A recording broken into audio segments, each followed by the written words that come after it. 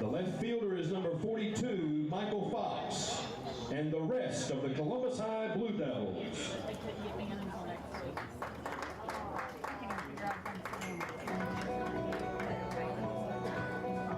And now, the starting lineup for your Glenwood Gators. Leading off, playing center field, number 12, Mason McCrane. Batting second, the right fielder, number 3, Hudson Campbell.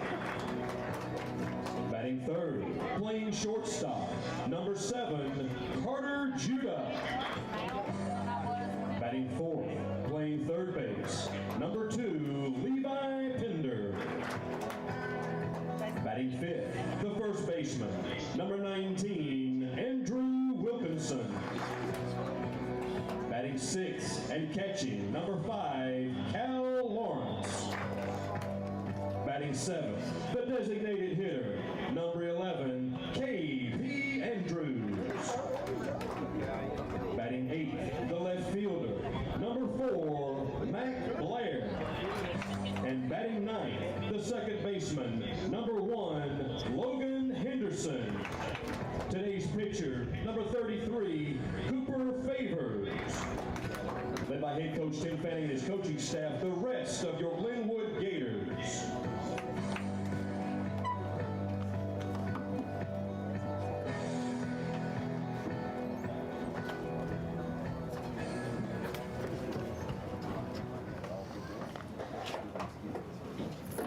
Ladies and gentlemen, please stand now and bow your heads to give thanks to our Lord and remain standing for the playing of our national anthem. Kind Father, thank you for allowing us to come together to play this wonderful game of baseball. Thank you for allowing the safe travel of the Columbus High players, coaches, and families to and from our campus. Please allow the players, coaches, and family members of both these teams to always praise you through their great sportsmanship. We ask this in the name of our Lord Jesus Christ. Amen.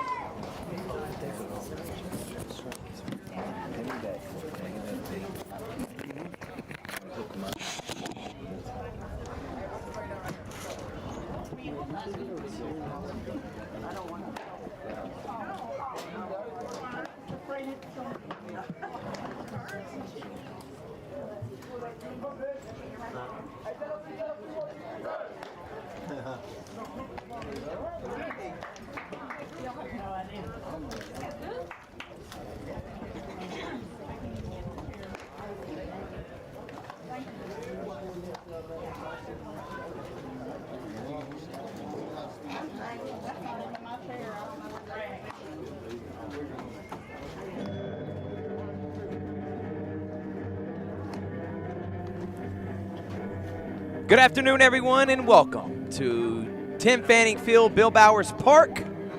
It is Georgia, Alabama Sports Live presented New Columbus versus Glenwood Part 2 as the number 1 team in our area taking on a top 10 Columbus Blue Devils. Chad Mathis, Tim Fanning, Mason McCrane, Mr. Spivey and Michael Nlman, stars aligned as we got two historic programs here, Thrift Barringer, and joining me for the first time, and hopefully many more times, one of our producers, do it all guys, Rylee Bamberger. Rylee, how you doing, man?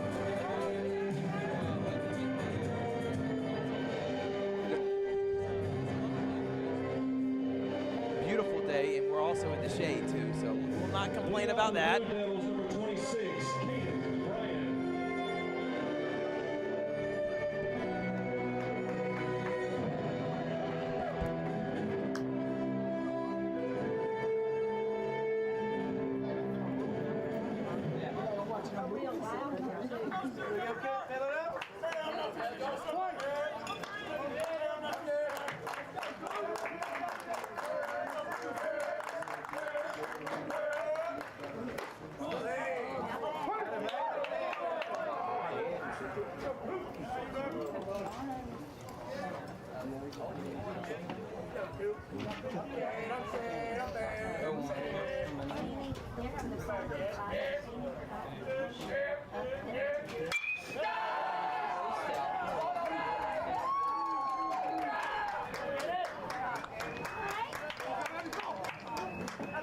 Number 22, Christian Spivey.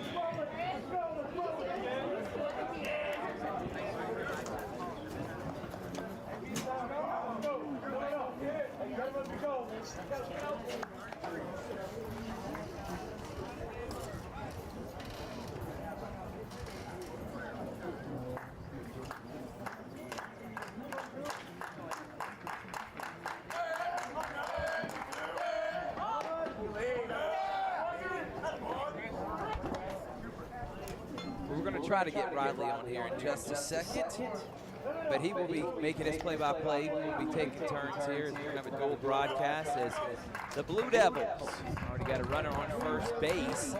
Up to bat right now is Christian Spivey.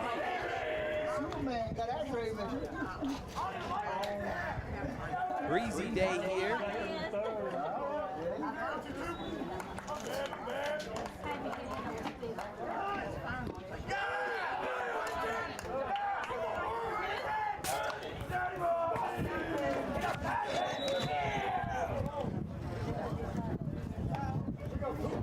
Blue Devils and Gators never played before this year.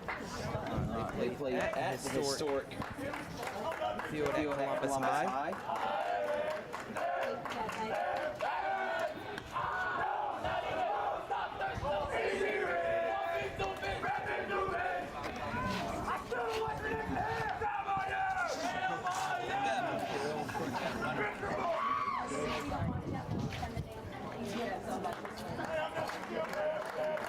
Spivey. And he will take ball 2. 2-0 the count. Favors is just struggling to find the zone here. The one pitch that did was just laced out for a base hit by the leadoff hitter, Bryans.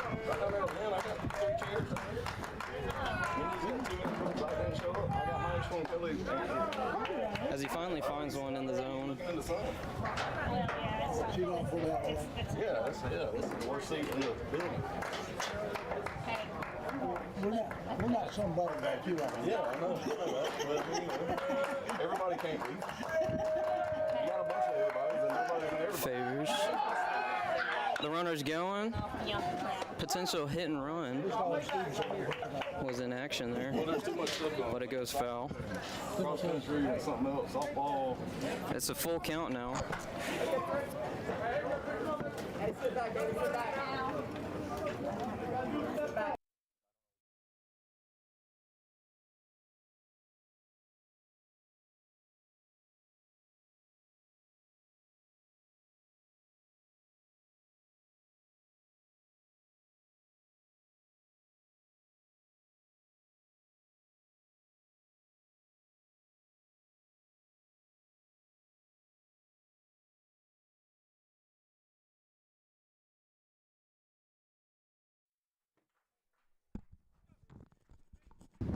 Spivey's got a 2 count.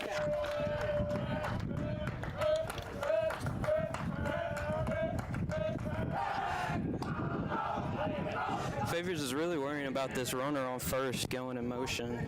You would think too, Rylee, early in the game, worried about runs and on first, but I think that's also a little bit of nerves when you're on the mound, trying to make sure you're paying attention to them, focus on the batter. Trying to slow down the game too. When the pitcher's wild like that, he wants to disrupt the batter's timing any way he can.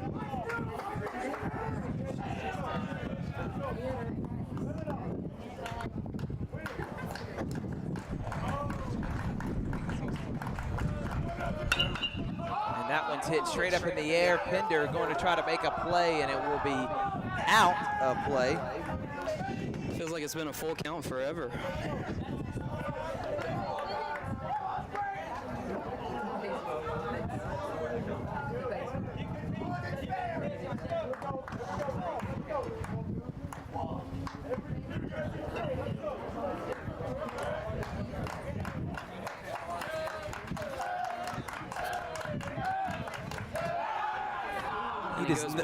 He does not trust that runner, does he, Rylee? It's been about like 10 pickoff attempts. If this was the majors, it would not slide.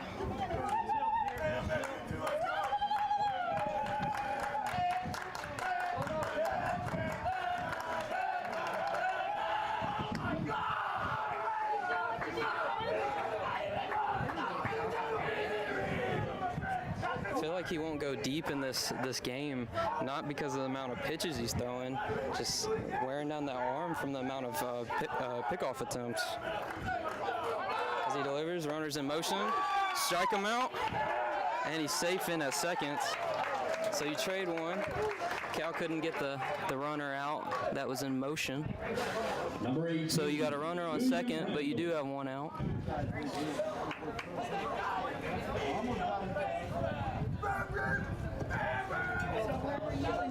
Now that Favors got that swing and a miss, so hopefully his confidence will be up and he'll be more comfortable in finding the zone.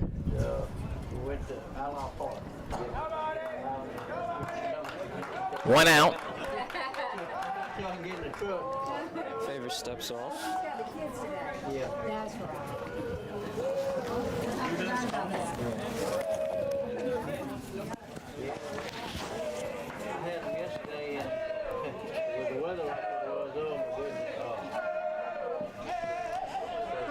Lawrence calls time, and he'll go out and talk to the pitcher. Favors looks just a little bit rattled here. I don't know. That swing and the miss, I thought that would help build his confidence, but he keeps taking his time.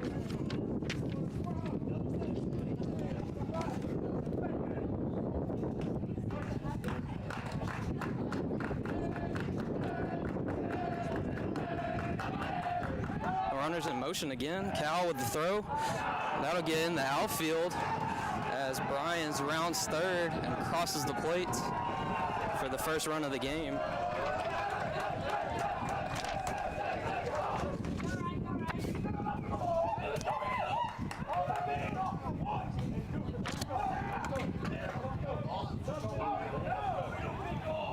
So 1-0 now with that run coming in and out.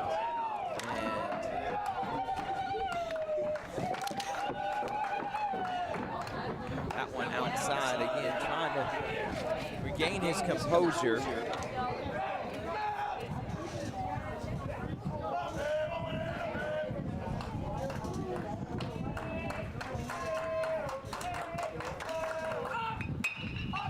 That one was laced.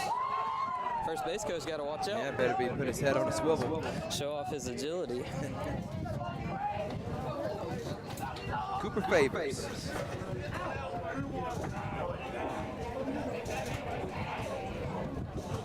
Coach Bennett is pitching depth, but you also got to think, many people thought, well, we're playing Columbus High, we're going to see Sykes, we're going to see McCrane. No, you are not, because Lee Scott and Glenwood face off this week, and it's the biggest game of the area. Both teams undefeated in area play right now. Both teams ranked in the top 10 in 3A. Played the state championship last year. They won the 3-game set. Coach Benning knows how big that game is. In the grand scheme of things, they lose to Columbus High, doesn't hurt their season. He needs to save his pitching for at Lee Scott tomorrow and then a doubleheader here on Thursday.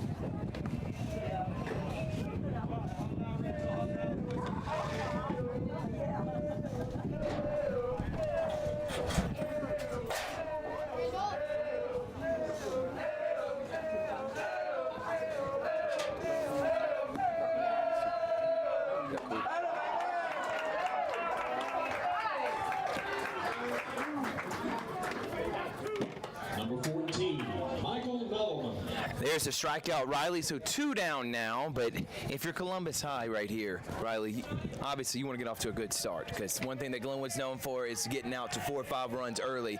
You don't want to get down too bad to an offense like Glenwood. So now Nlman's up the bat, 1-0. Cooper Favors.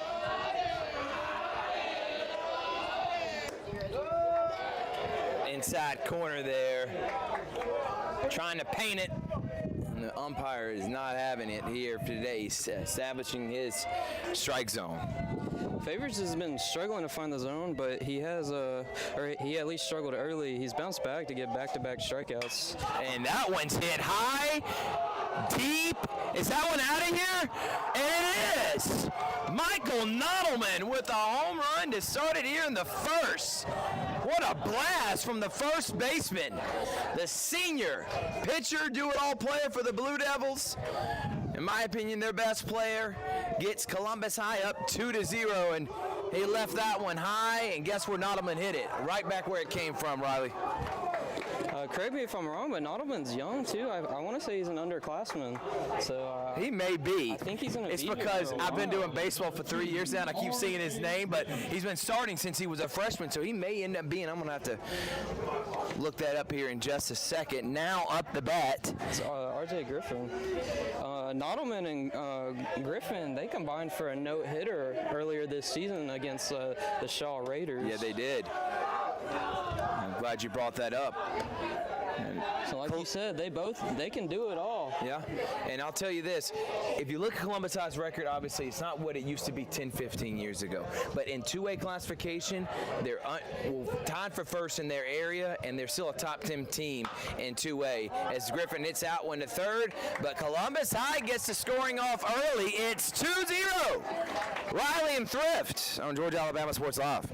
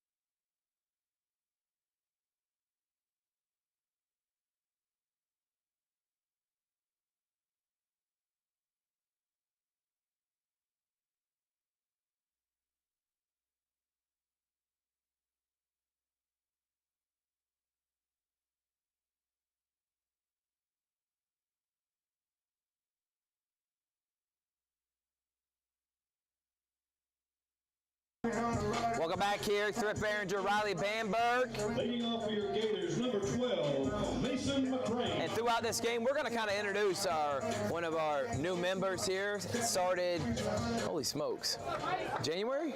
December? Are you talking about me? Yeah, you. Yeah, man. yeah. Started in January, right after coming home from graduating college. Yeah, just graduated, because I was wondering why you weren't there in the fall. Yes, sir. Because you were graduating from? Troy University. There you go. Went to the home campus in Troy, Alabama, studying sports journalism. Did a whole bunch of things over there. I would tell you, Troy is one of the more underrated cities in Alabama now. There's more things to do than people think. It's growing. You know, we finally got a bowling alley. So That's a big deal. Instead of taking your date to Walmart to build a toilet paper fort, There we go. you know, you can go to Good Times. So is that one of the hobbies for Rylee Bamberger, toilet paper forts? I plead the fifth. Great, 2-1. Griffin.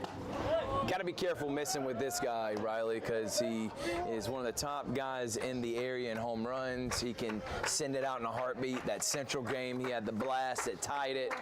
You don't want to make a mistake against the Auburn commit. Actually signed with Auburn. Mason McCrane, and then he takes one right in the foot. Ooh. And McCrane Let's says, take it off. Yeah. Tight end, right? He plays tight end. Now that would have been Janai Broom from Auburn. He would have been down for a minute and said he's done, and then would have came back an inning later and hit a home run. Don't get me started on the drama of the Auburn Tigers. Now here come Hudson Campbell. He's one of those guys with this, we all knew about Sykes, we all knew about McCrane, Pender, but who were going to be the guys that stepped up for the seniors that left last year? One of them's been Hudson Campbell. He's been great. It looked like Hudson was about to square up to bunt before he realized Griffin was trying to keep McCrane. Wouldn't be surprised. McCrane is very fast, as he was a receiver on the football team, and that's exactly what they're going to do, and it goes foul. So Rylee, you graduated from Troy. You're from this area. You actually went to high school at? I went to Calvary Christian, actually. Big rival of Glenwood. Yes, you were a Knight. I can't believe a Knight and a former Gator are on a broadcast right now. But it's awesome you joined us, Rylee, and we'll continue talking about that throughout the game as Griffin steps off. But you told me you love baseball, and I'm like, you know what? Baseball games are so laid back. It's a great time to have conversations. Let's put you on a baseball broadcast, get you ready for the fall, as that one's going to be put down to Griffin. Beautiful bunt. Moves a runner over. It does. Gets the job done. Number 7, Carter Judah. Now Carter Judah is back. The shortstop. Stepping up with a runner in scoring position. Pender is on deck. Glenwood wearing, as I was told by Bucky, the PA announcer, their April Fool's black jerseys. But in all seriousness, though, this is just one of their alternate jerseys. It's Griffin. Takes a ball. Now, for those outside, when they see Glenwood, they're like, why does Glenwood wear black when they're green and orange? Well, it's just something that's happened since I was in school, Rylee.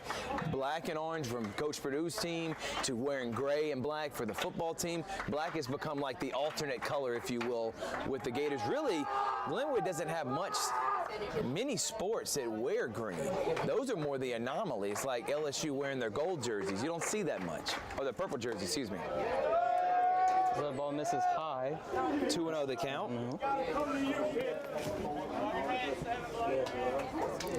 Both pitchers are struggling early to find the zone. Feels like they're more worried about the runners on base than the batter in the box. Yeah. Sometimes you just need to focus on getting the out. Because you focus on anything else, it takes your mind off trying to get the hitter out, and then that's where you make a mistake. And that's when a ball goes off the scoreboard. Yeah. As that one was whiffed right by Carter Judah.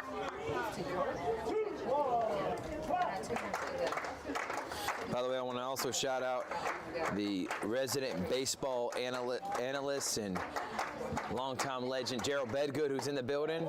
This man is almost at every major baseball game that this year I have seen him at. So just want to shout out Mr. Bedgood. Yeah. 2-2 the count now to Judah. Yeah. Okay, so they're at the house. And Judah foul tips it into the glove of the catcher. There's out 2. It was a beautiful setup by R.J. Griffin. Pounded the zone with strikes. And then when Judah finally makes the adjustment, he goes off speed with that slider away. Problem isn't going through the lineup the first time with Gators. You probably can take advantage of them. It's the second and third times the pitchers have a tough time holding these batters down for the Gators. That one in the dirt. Crane said because of the bounce, he wasn't going to leave. Glenwood played in Gulf Shores last week. They were supposed to play 6 games, ended up only playing 4, and they won all 4 by 15 runs or more. I would call that a successful trip. And on Max Preps, if you look, it says they tied against Gardendale. Well, they actually didn't even play Gardendale. Gardendale decided they didn't want to play Glenwood. So I don't know why who from Gardendale put a tie there, but they definitely didn't tie. So Gators are 19-3. 1-2 now to Pender. Couldn't believe that strike.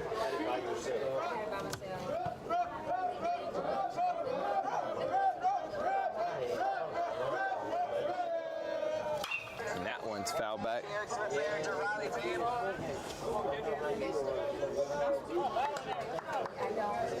We're presented by Glenn Smith Chevrolet GMC, Cordy Eye Care, Buffalo Rock Pepsi, Kinetic Credit Union, Alex Quinney, Allstate Agency. Shout out Alex, he's watching right now, former Glenwood Gator. State Farm Carol Purdue, by the way, Carol Purdue's daughter, Elizabeth Purdue, a former Glenwood Gator. Zaxby's, thank you to Judson Humphreys, and I don't know if you know this, Rylee, but Judson Humphreys also a former Glenwood Gator, so. Glenwood Gators giving some Georgia Alabama Sports Live love, so we appreciate that. And Alabama Power.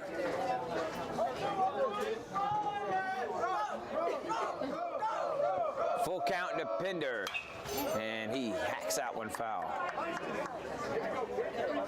Rylee, what do you think Columbus High needs to do to maintain and stay in this game? Because last time it got out of hand, and if you're the Blue Devils, the last thing you want is another run rule.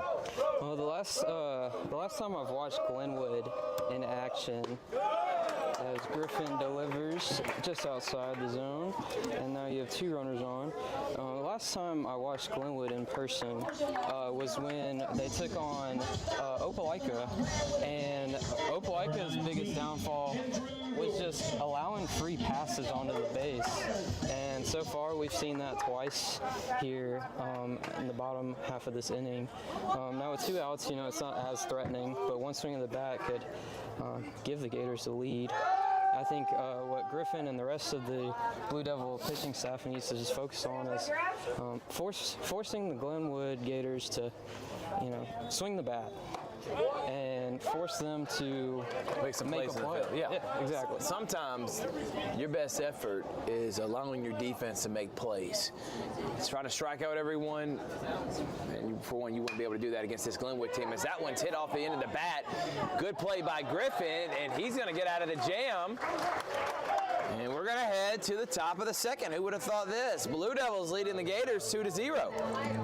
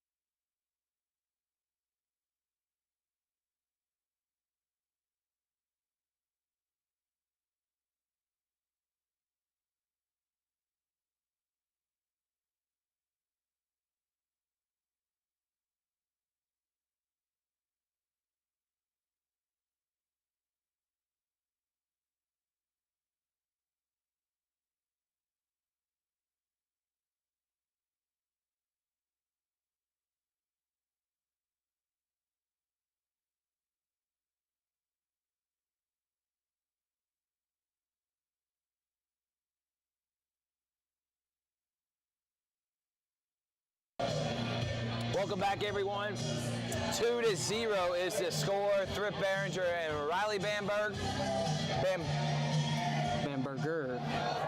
And the fact that you allowed me to go an inning, shame on you for not correcting You've me. been doing it for, what, three months now? Well, I don't want to add the ER at the end of it. I felt like you were doing it as an April Fool's joke today. Well, you know what? Because we talked about it at the Lions game. Let's play it off as it was a joke. Right, I didn't really forget it. Right. Rylee Bamberger and Thrift Barringer as there's ball 1. Right now, you're seeing as... Oh, that was some loud contact. The second baseman charges it. And Easy throw. Yeah, and Henderson's a sure hand over there at second base. And I was trying to say, because I couldn't get it out, Cooper Favors kind of have a tough time finding the zone, but find a strike there and relying on your defense. I think that's the biggest thing for especially young pitchers. Stop putting an onus on trying to strike everyone out. Allow your elite defense, if you're the best team, allow your guys to make plays for you. And out's an out, man. Whether it's a strikeout or a put out. I completely agree. Now, first pitch is high, and Favors falls behind yet another count. The Blue Devils have just shown another level of patience so far in this game, and you know that's what you need against a team at this caliber. So that pitch misses away. I've noticed with Favors, he's kind of trying to paint the corners and get that weak contact like he did just a batter ago. and that one's popped up in the air. Campbell will make an easy play, so there's 2 down. Livingston, the DH. Number 45, Jamari Blackman.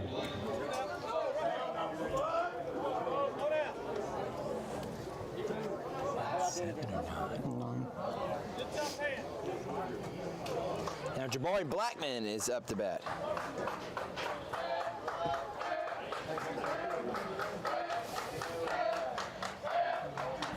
That's what I'm talking about. There's strike 1. We had already talked about it.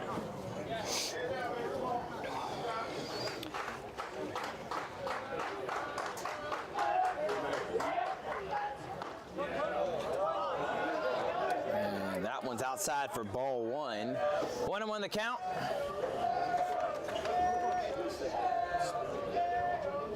Northside took down Shaw today, 9-2, as the Patriots keep their winning ways. And that is outside again. I mean, that was inside, and that was really close to looking like a strike, but 2-1 the count.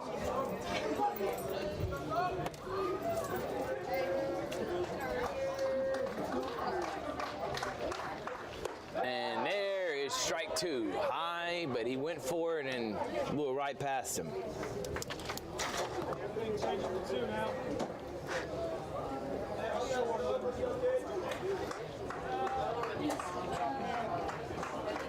They call it deuces wild. 2 strikes, 2 balls, 2 outs, strike 3, got him looking. And a 1-2-3 inning for the Gators. We'll head to the bottom of the second.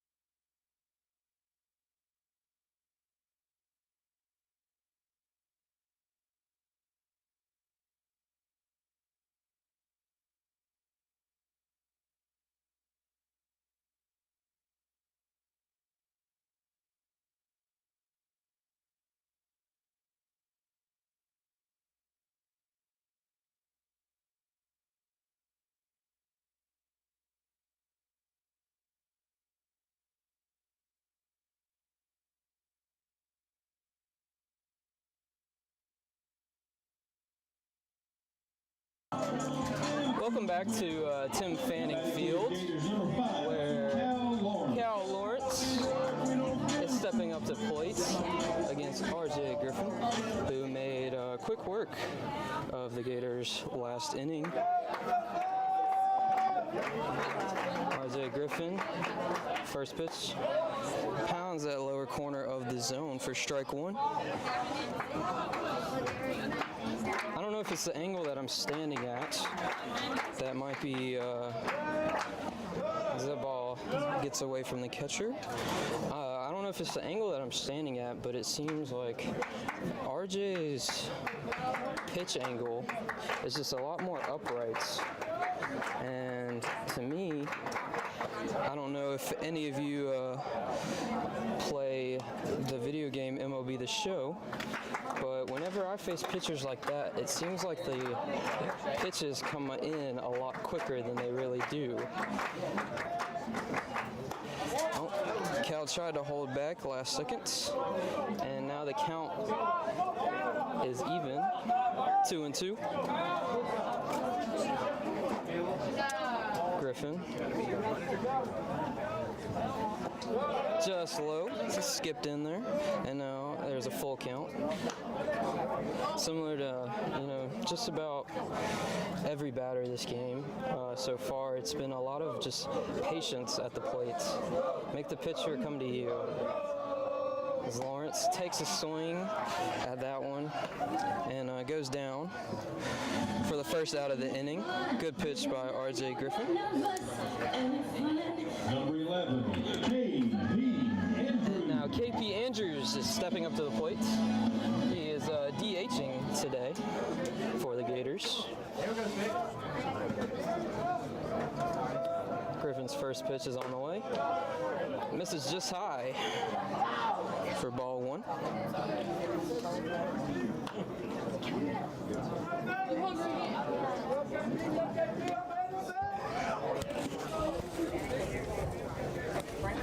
Griffin. Apparently that painted the corner, according to the home plate umpire. It almost hit. I don't know if that's... Andrews is he's off the plate. He's in the middle of the box, and it almost hit him. But what do I know? As the count is 1-2. Griffin is ahead. Griffin's pitch. Slider low and in.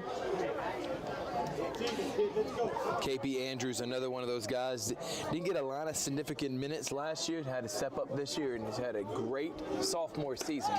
Same exact pitch. Griffin must have liked the look of that. Now the count is full for KP Andrews. Let's go, kid. Let's go, kid. Griffin's pitch. Fouled out of play.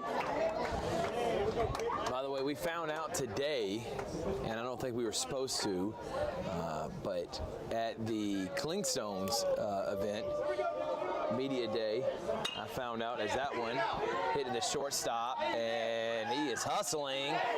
Oh, he got him. He touched the top of his head. What a play there by Michael Nlman. That's just a heads-up play right there. Pulled him out. No pun intended, right? As he literally tagged him in the head as he's running down. And by the way, sorry about the camera work. That was on me. For those who didn't see that play, that was a great job by Nlman.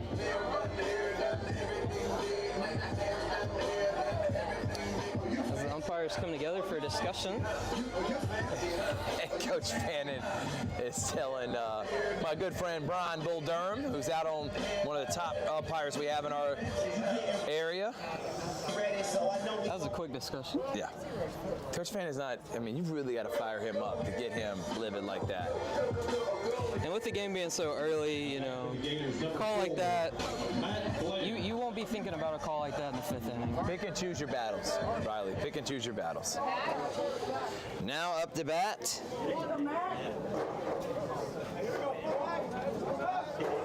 Is Mac Blair. Blair takes ball one.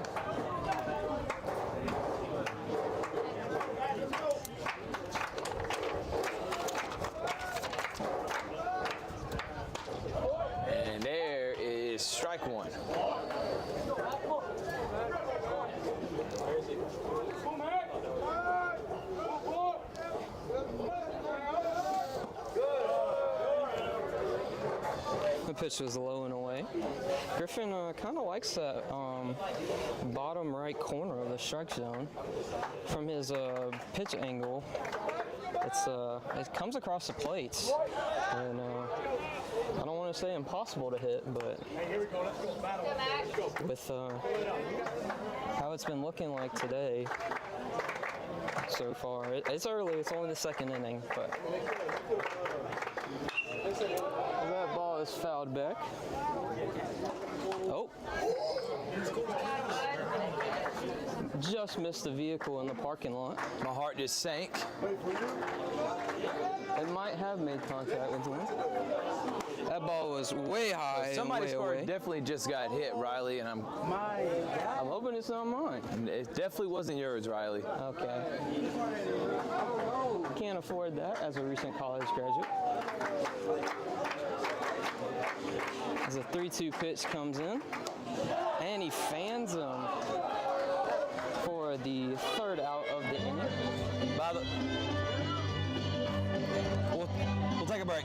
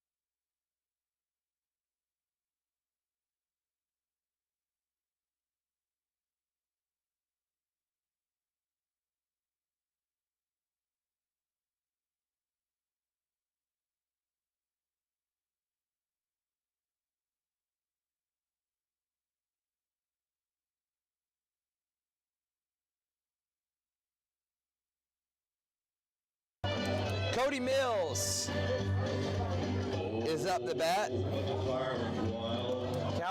Columbus up 2-0, Rylee. But this is batter number 9. They have not batted through the lineup, even though they got a couple runs on the board. After that first inning, we've seen Favors kind of settle down until that one. That's going to be an extra base hit. No, it will not. It will be a leadoff single for Cody Mills. That ball was laced. Favors left it right over the middle of the plate, maybe just a little bit high in the zone. And Mills took advantage of it. Some loud contact right there. Quick reaction by the left fielder, though. Yeah, to get that in quickly, because it could have been a double. Could have been. Caden Bryans is up. He led off with a single, ended up scoring a run, had a stolen base back in the first. Favors checks first, as he does, it seems like every time someone's on. And look at that bunt. Wow. What a bunt there, Rylee. Beautifully placed. And that's going to be a single, in my opinion. What are you scoring 100%. That? As a former scorer, what do you give it that? No, that's 100% a single. That's a perfect bunt. Cal had no play. No offense to Cal. He has a strong arm, but you've taken the chance of making a bad throw, trying to rush it. 100%. And by the time Cal was able to get a hand on that ball, he was practically touching the dirt over on first base. So that should be a hit every single day. So first and second now, back-to-back hits. I really am impressed with how the Blue Devils have come out. Glenwood better wake up. Blue Devils are a good baseball team. Yes. Christian Spivey has that bunt fouled back. And you're starting to see, I think, Coach Mathis, too, he's team speed. While I'm seeing a lot of guys may put down bunts, he thinks his guys got the speed to be able to get down the bag. Also, put runners in scoring position because you got Randall and then Nlman, who hit a bomb back in the first coming up.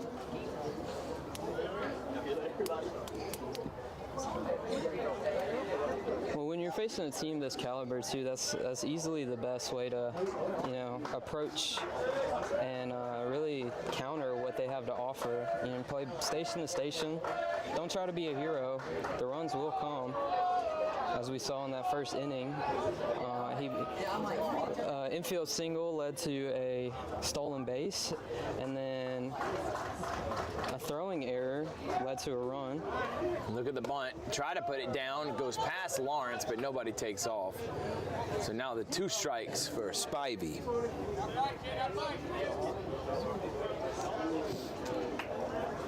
I mean, it could not be a more perfect day for baseball right now. Problem is, in about a month, we won't be saying that because it'll be 99 degrees in the sun. 0-2. Good thing about Glenwood, though, is our location. Yes. We'll still be in the shadow. Don't matter what, we'll still be in the shade. Because where the sun sets, we're on the opposite side because of the press box kind of blocking the sun. So unless it's in the middle of the day, that won't be a factor for us. 0-2 for Spivey. I wonder if he's still going to try to put the bunt down. He's not. And he hits that one in the gap for a base hit. Coach Mathis, decides to hold him up. Look at that throw from the left fielder. And bases are loaded. 3 straight singles for the Blue Devils. And now you got to start thinking, Rylee, how long of a leash will Coach Fanning have on Cooper Favors? Because you don't want to waste too much pitching. As I made mention, you got a huge 3-game set against your rival Lee Scott in the big area games Wednesday and Thursday. William Rand, who struck out back in the first, is up the bat.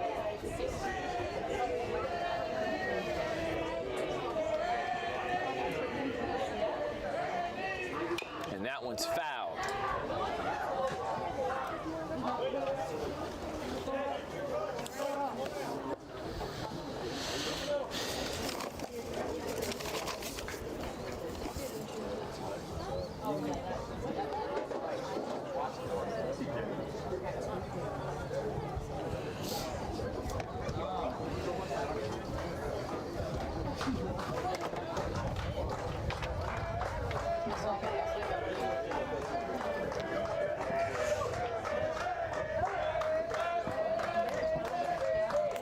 Favors 0-1 pitch coming in. Swing and a miss. 0-2 counts. Favors has been a lot more consistent with attacking the strike zone this inning. It's just been all base hits. Been giving up base hits.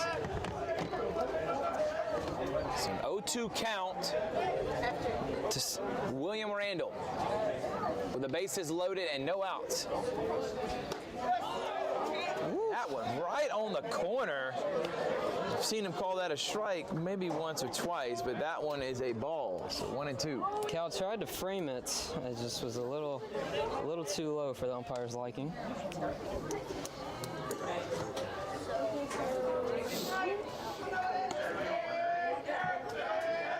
Pitch on the way. And there's strike 3. Back-to-back strikeouts for Randall.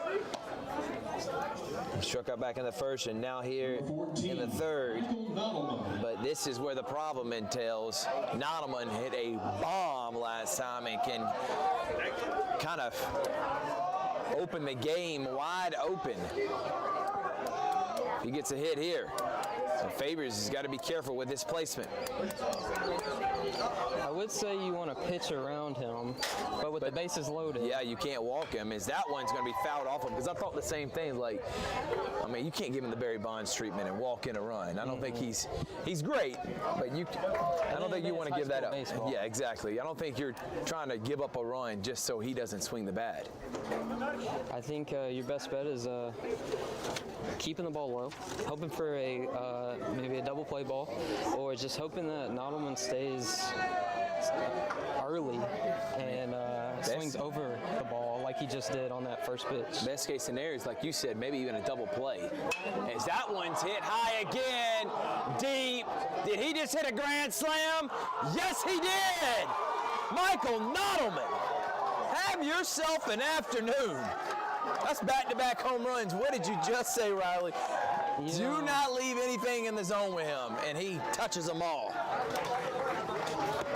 Maybe we should be giving him the Barry Bonds treatment. Well, after that one and 2 home runs in this one, I don't know how many more times you're going to be pitching to him. It's 6-0 Columbus. Raise your hand or comment right now if you thought you saw this coming. Glenwood has not been down this bad all season long, even in their 3 losses. They were winning majority of those games, and the other team came back. They have never had to come back from this type of deficit. So we're going to be in for a treat here as R.J. Griffin misses that one. Honestly, that's a good response from Favors. You know, you hear that super loud contact, but you go straight after the hitter. Throws that one in the dirt. If you're Favors, all you have to do is just get out of this inning. Get out of this inning, get back in the dugout, regain your composure, and look ahead. And there's strike one. I was just talking with Bucky, the PA announcer. He just looked at me and mouthed, I'm not pitching to him anymore. We literally were just talking about, did we give this kid the Barry Bonds treatment? You probably should there. You would only give up 1 run. Effortless swing and just left the ballpark in literally almost the same exact spot, Rylee. Just a little bit more towards center, but same launch angle it seemed like, sending stuff into orbit. I'll tell you this, Columbus High holds on to this. This is a major confidence booster to finish out the season strong, man. And there's strike 3. Griffin did not like that. Well, if you're the pitcher, you don't want to argue too much because you're hoping you get the same call when you're on the mound. Correct. Maddox Anderson is up. Maddox Anderson. And he grounded out last time. You also don't want to argue too much after a grand slam, you know. You're up 6-0. Right. There's really no sense in wasting your breath. Right.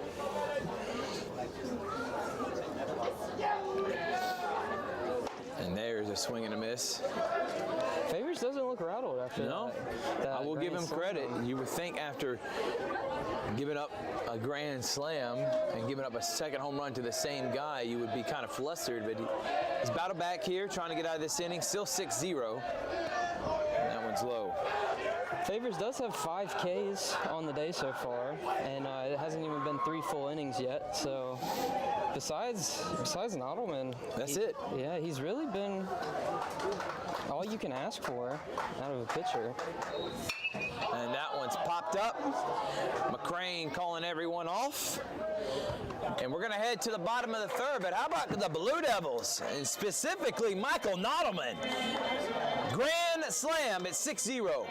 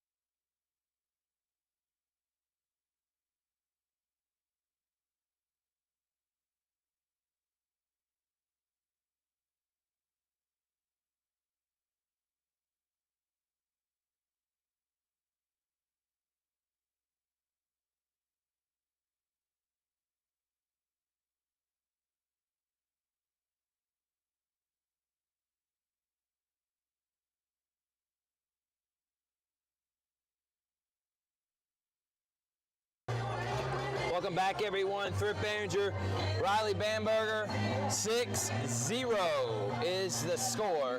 And Michael Nlman, we were just talking about it. How about them?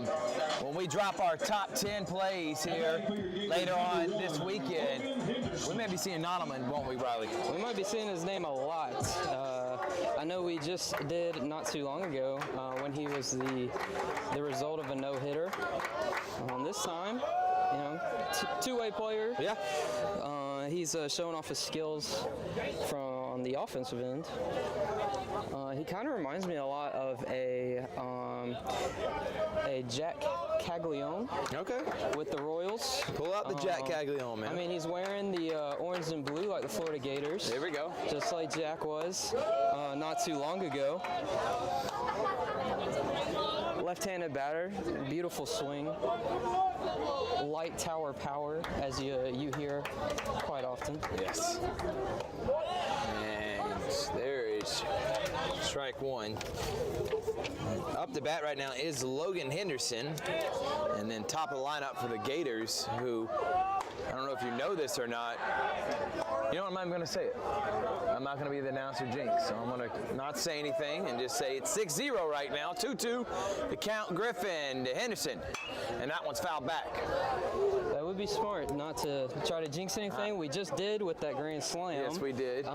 So sorry about that for all the Glenwood Gator fans out there. I know they're out there watching like, you just said we shouldn't walk it.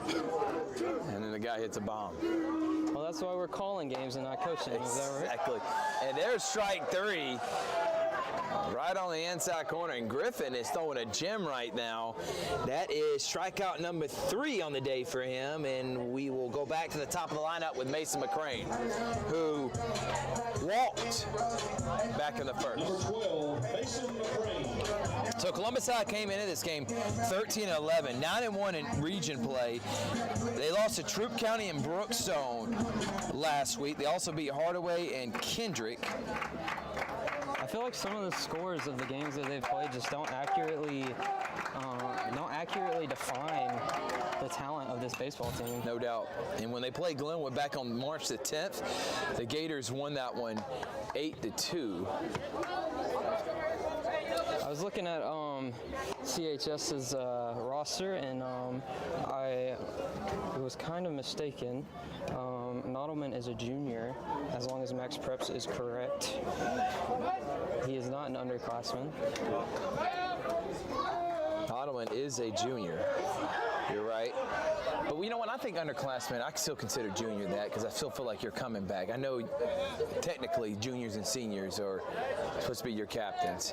But when I think underclassmen, I'm thinking anyone other than a senior. But Nlman's still been playing since his freshman year, and he's only a junior. So big things for him next year.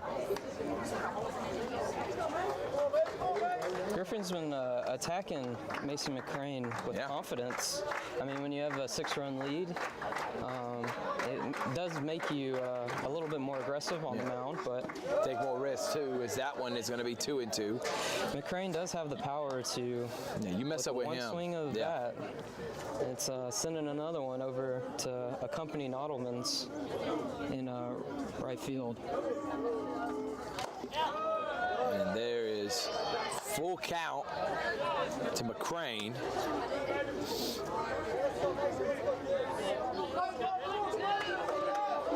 Glenwood trying to wake themselves up right now. I'm not used to seeing the lack of energy. As now the bullpen trying to get fired up as that one is hit oppo, but out of play.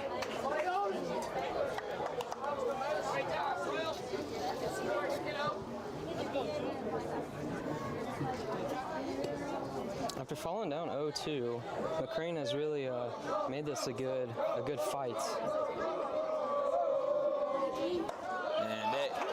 And he lets out a let's go to wake up his team as he will get a walk. Spark some energy out of the dugout. Second walk of the day. I will tell you though, and this is nothing new because they would have left anywhere in the ballpark that last one. But if you're a left-hander, it's 312 down the right field line, 326 down the left field, and then straight dead center is 352. So he's hitting toward the shorter part of the ballpark. But that one would have left anywhere. That was a no-doubter. That one might have left at Synovus Park. Yeah, hey, there we go. Went by there today, was impressed. And by the way, congratulations on you'll be with the Clean Zones organization along with what you do here on Georgia Alabama Sports Live. So excited you got that opportunity, Rylee, and I can't wait for opening day. It's starting to look like a ballpark, man. It is, and I've been by a few times, and every time you drive by there, something's new. Yeah, getting at it. Always. They're wrapping up their finishing touches before the home opener on April 15th. And that one to Campbell is a ball. 1-1. Campbell grounded out to the pitcher back in the first.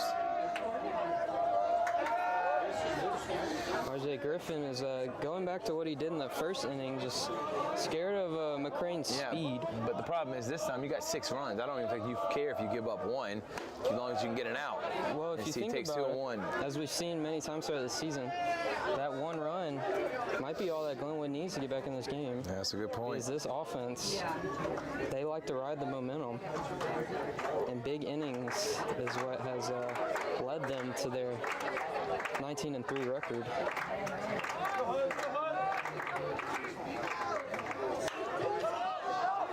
Campbell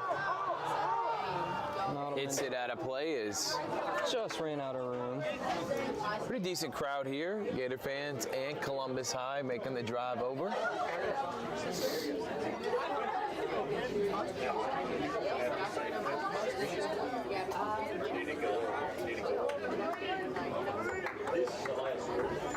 Shaking off the catcher quite a bit here, looking for his pitch.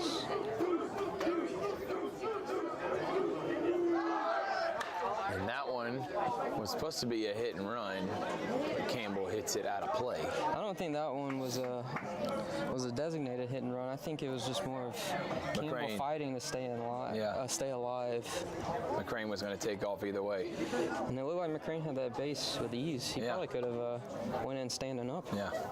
He had a great jump on that. Griffin's delivery is a little bit on the longer side, so McCrane's speed can definitely take advantage of that. He's not getting much of a lead though over at first.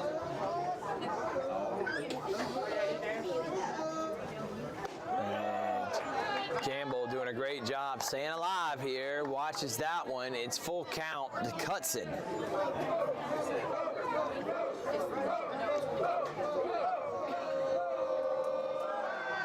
And that one's going to be ball 4. And now Judah's up to bat.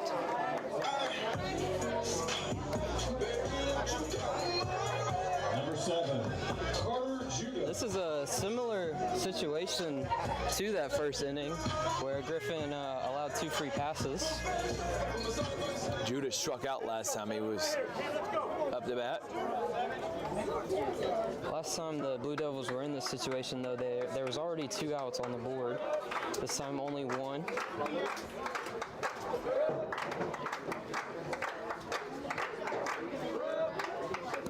That one hit about at least 2 feet in front of the plate. And right now, you're seeing RJ kind of struggling to find the strike zone. And this is the second time around. It's like I said, it's hard to keep these Glenwood hitters down. The 3rd or 4th time back up in the lineup. And that one's back-to-back times. He's throwing it in the dirt, and they're going to move over with ease. And I think the catcher knows he needs to calm his teammate down right now, Rylee, with it being 2-0, and both of them about 3 feet in front of the plate. when you have so many of these Gators just taking deep counts, I feel like Griffin really hasn't been able to eliminate batters efficiently.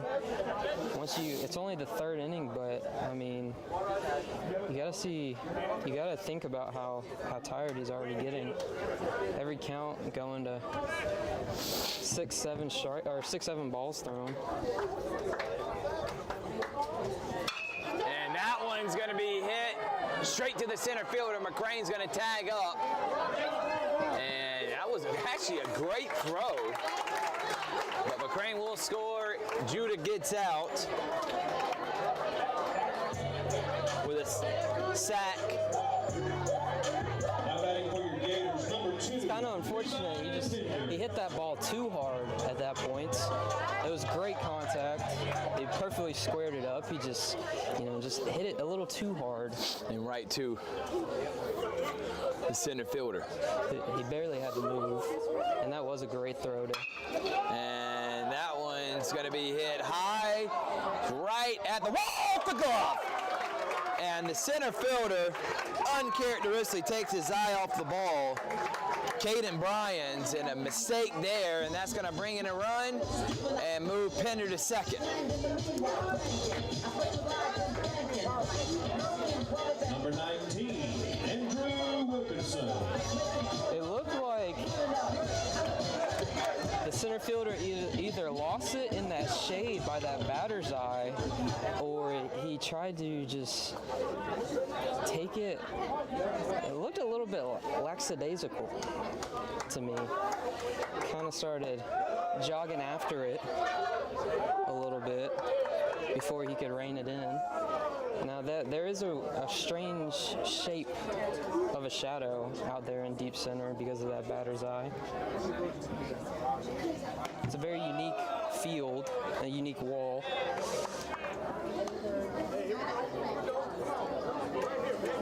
Griffin falls behind 2-0.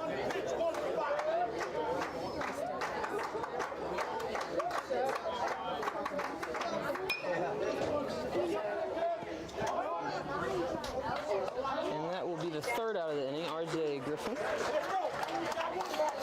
limits the damage. But 2 runs scored, and we're going to head to the top of the fourth. It's 6-2 Columbus.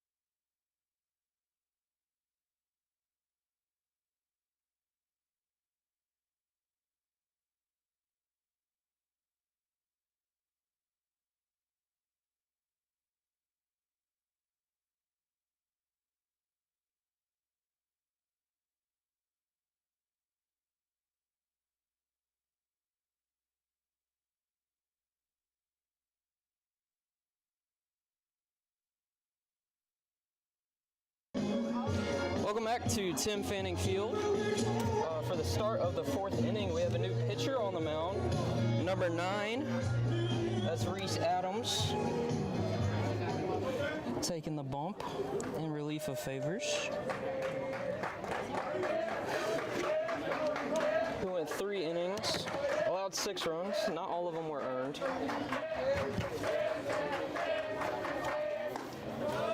Finished with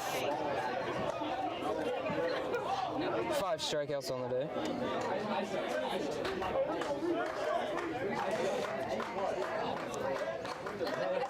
Adams' first pitch missed for a ball. Second pitch comes in. Big swing and a miss for strike 1, and the count is now even. DJ Livingston is up to bats. Flew out to the right fielder his first time around in the 2nd inning.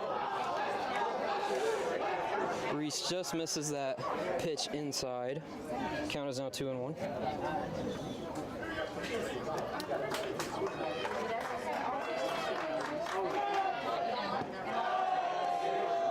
Misses that one.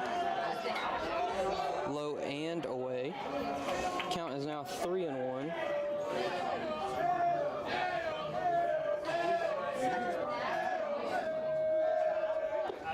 And that one skips in for ball 4. Livingston reaches first base, leadoff walk. Number 45, Jamari Blackman. As Jamari Blackman steps up to the plate. Struck out in the 2nd inning. That was his first appearance. See Reese Adams bounce back after a leadoff walk. Just get settled in on the mound. Blackman lays down a butt. Cal fields it, fires it to first for the out. Runner does advance, but good play by Cal Lawrence to get that out. Looked like a little bit of a miscommunication there, but good recovery by the catcher.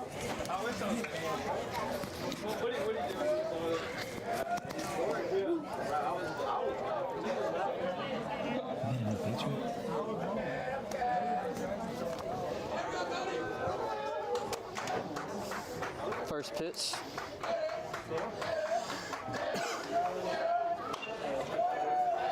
Just foul down the 3rd base line. Levi Pender was charging that one.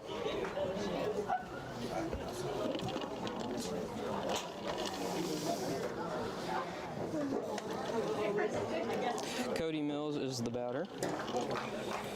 He had a leadoff single and came around to score last inning. Sparked a big run, or a big inning, sorry. He got it going that led to Nlman hitting that grand slam. He has fallen behind 0-2 in this at-bat. Reese Adams has really settled in after that leadoff walk. And I was just talking with someone about Coach Fanning. You don't want to use a lot of pitching in this game, but you still want to win. Huge series coming up, though.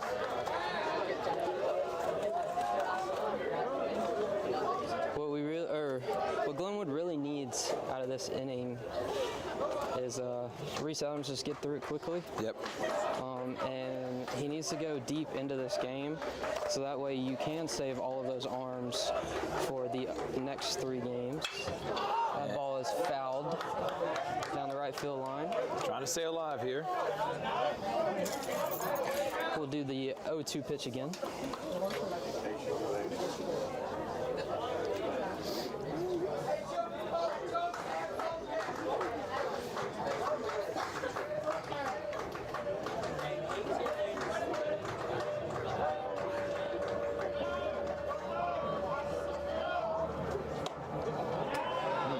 Misses just inside for ball 1. I tell you, the frame job by Lawrence has been really good.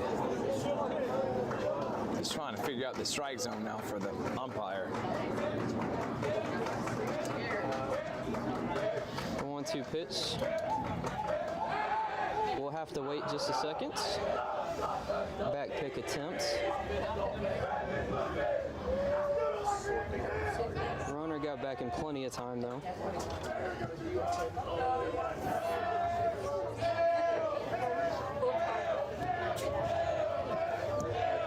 1-2 pitch is now on the way. Painted the outside corner for strike 3. Umpire was not going to miss that one, was he, Rylee? Sure was not. Hayden Bryan. Now Bryan's is up, and Bryan's is 2 for 2 and scored 2 runs. So we talked about Nlman, but Bryan's has done a great job too. The only thing that's messed him up is the error he made out there that allowed Glenwood to get their second run last inning. So he just kind of took his eye off that. This I bet you really just gotta respond. You might make a mistake out in the field, but as long as you let it go and bounce back in the box, it's really all you can do.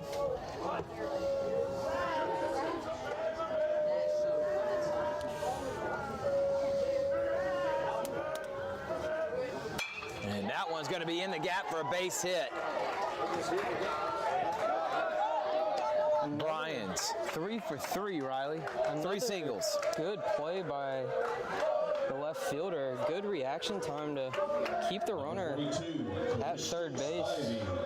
He's done that plenty of times throughout this game. Just keeping that extra base, keeping that runner at bay, not letting them advance on balls that really should be having more production than what they're getting. So Spivey's got runners on first and third with 2 outs.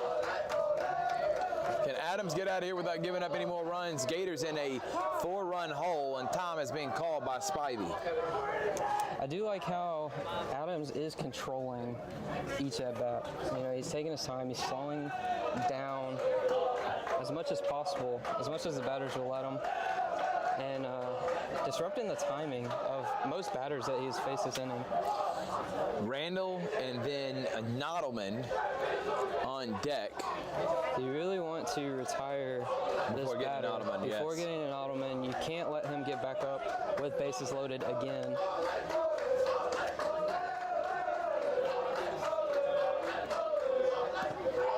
Let him be next inning's problem, because then you do have that open base to where it's definitely not frowned upon to pitch around him.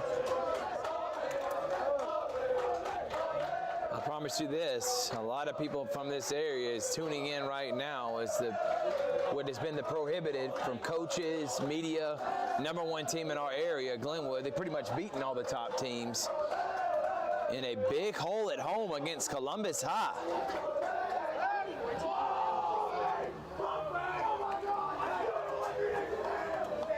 He did freeze the runner there, but nobody was on the bag.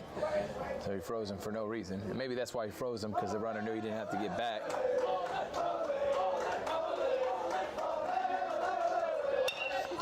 That one's hitting the short. Judah, easy play. And the Gators will get out of that jam. It's 6-2. We'll be back after this.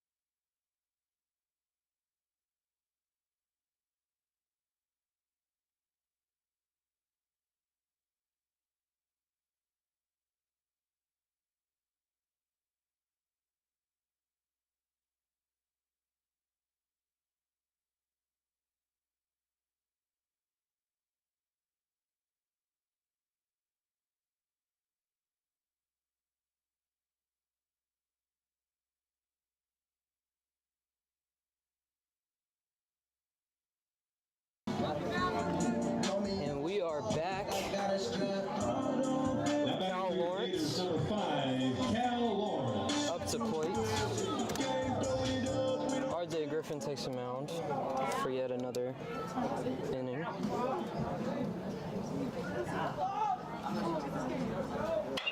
Cal Lawrence is attacking that first pitch. Ground ball over the shortstop. Routine play over to Nlman for the outs.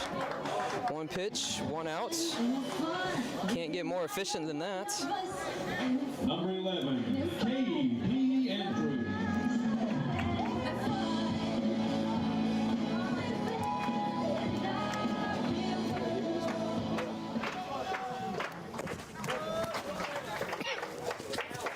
KP Andrews steps into the batter's box. First pitch. And I mean, one pitch swing. That's 2 pitches, 1 out, and then a single for Andrews. He really went down under the zone to get that one and just muscled it out to center field. Good piece of hitting right there.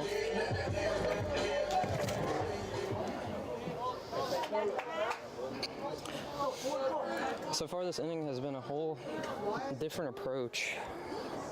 For Glenwood? For Glenwood, Yeah, yes. being aggressive. Being aggressive, attacking the first pitches. So we got Blair and then Henderson, then back to the top of the lineup. And if you're Columbus, the last thing you want to do is be complacent with a team like Glenwood that can put up runs in a hurry. Griffin, who's been good so far, that was actually the first hit of the game.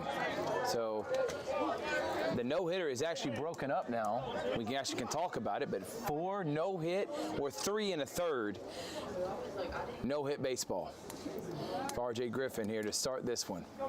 Can he continue it? That one's foul.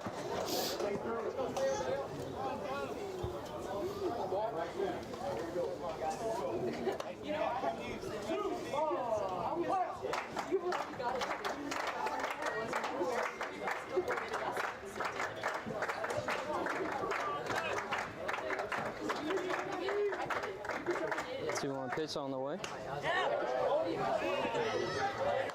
Just outside. 3-1. Hitters count. You think he'll wait on this pitch, or you think he'll attack it? Knowing Coach Fanning, and you need runs, you want to take the chance, and he does, and he hits it straight up in the air. And the right fielder is going to actually come all the way right in the dirt to make the play, and now you're wondering if maybe should have taken that, even if it would have been a strike. Hindsight's always 20/20. I like the thought process. You know, you're not going to get much better of a pitch than a 3-1 count. You got to be aggressive on that, especially when you're down 4 runs. You got to run her on first with speed. Griffin, low to Henderson. R.J. Griffin coming into this one was 3-4 in the year with a 4.60 ERA. So he's come up huge. By the way, you know who leads the team in home runs for Columbus High? And who would that be? Michael Nlman. Oh. You know who leads the teams in wins? Who's that? That would be Michael Nlman. Oh. So pitcher and a hitter.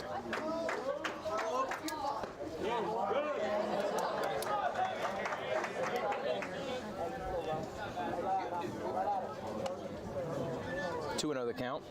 Griffin was on the back end of the no-hitter started by Nlman earlier in the season against Shaw. He came on as more of a closer, if you will. Griffin is one of the seniors on this team that includes Bryans.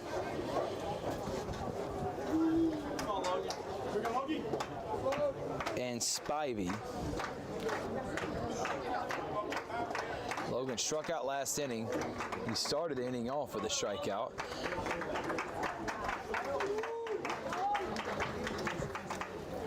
And Logan's going to have a 3-0 count. And McCrane is on deck.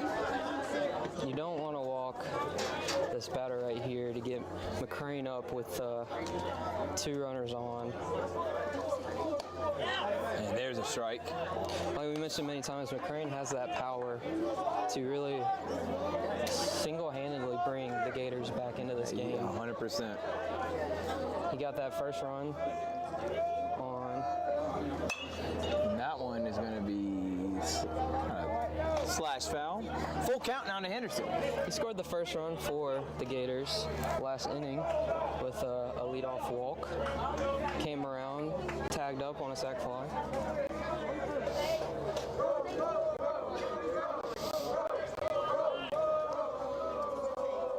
Runner has to be in motion. He is.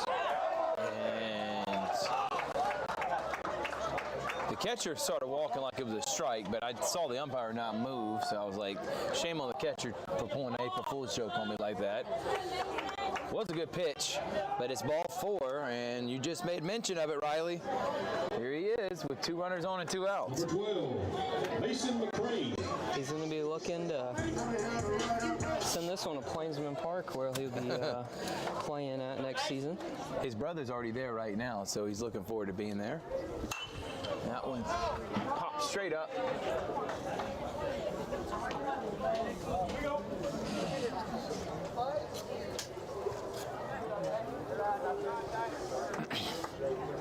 Luckily, there was not a parking lot over where that ball landed. Almost took out a classroom window, though. Yeah.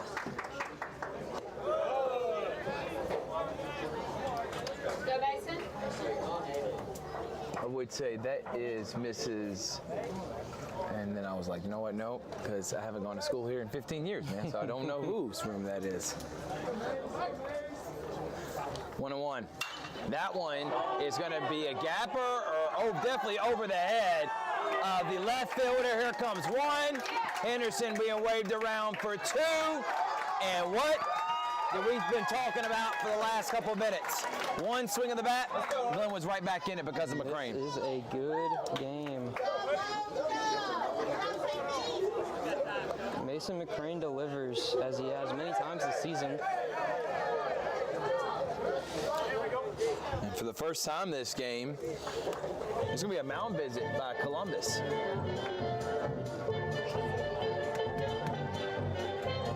And RJ Griffin's day is done. Had a solid outing. Only gave up 2 hits. Yeah. 2 4 hits. runs does not No. do his performance justice No doubt. today. And went 3 innings with no hit baseball. We'll take a break. We'll be back.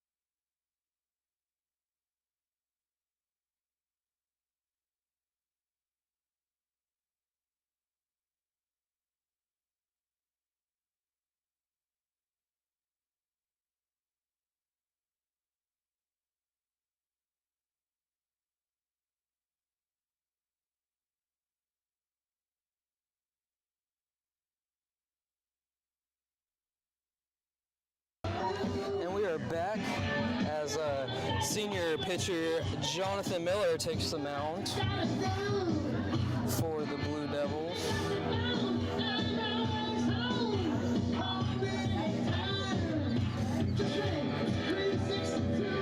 This is his 10th appearance of the season.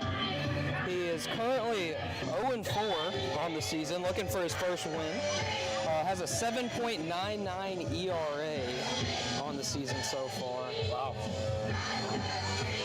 Doesn't have a win, but he is a relief pitcher.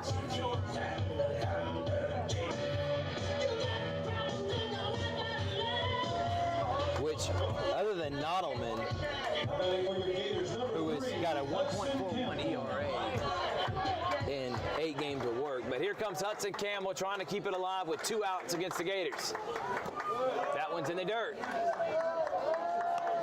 Now you're starting, if you're a Columbus fan, you're starting to feel those nerves a little bit, Rylee. Because now you're feeling like we're getting to our pitching depth, and this is where it's been our Achilles heel all year, is the bullpen. Miller does come in a pretty decent situation. I mean, he has to extinguish the fire after 2 runs, after a 2-run double by Mason McCrane. But he falls behind 3-0 in his first batter. It's not what you are wanting if you're a Columbus fan. Because you got Judah and Pender, who are both over and due for hitting this one. And there's a strike on the outside corner to Judah.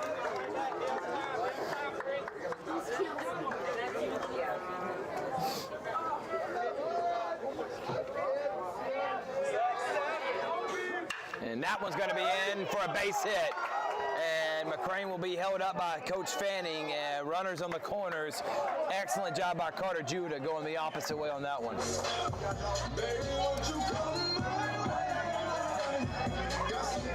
Now batting for your Gators, number 7. Excuse me.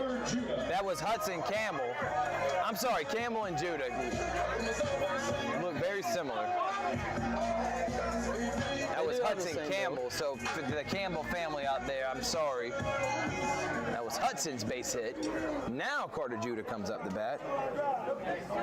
Rylee's got to keep me on my toes. That's what you pay me for. Exactly right.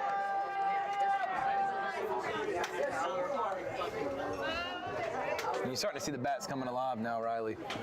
As we mentioned earlier, the Gators, they ride the momentum so well. Yes. And everybody feeds off each other. It's like an avalanche. Like one guy gets it going, and then it's just a trickle-down effect with this lineup. And then there's not many weak spots either, man. Can't really catch your breath if you're a pitcher. No. There's not going to be a single easy at-bat against this lineup. And that one's going to be hit to the shortstop. Is he going to be able to make the play, throw over in time? Yes. But Glenwood does put 2 more on the board off the bat of McCrane. We go to the top of the 5th. 6-4 Gators.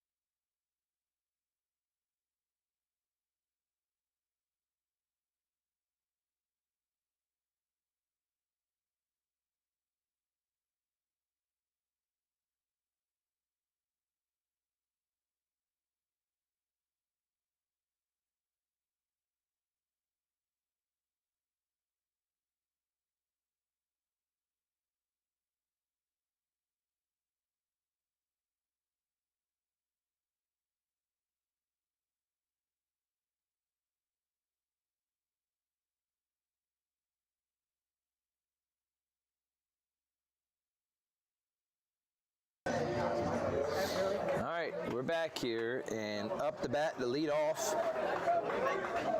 is William Randall, who is 0-for-2 with 2 strikeouts.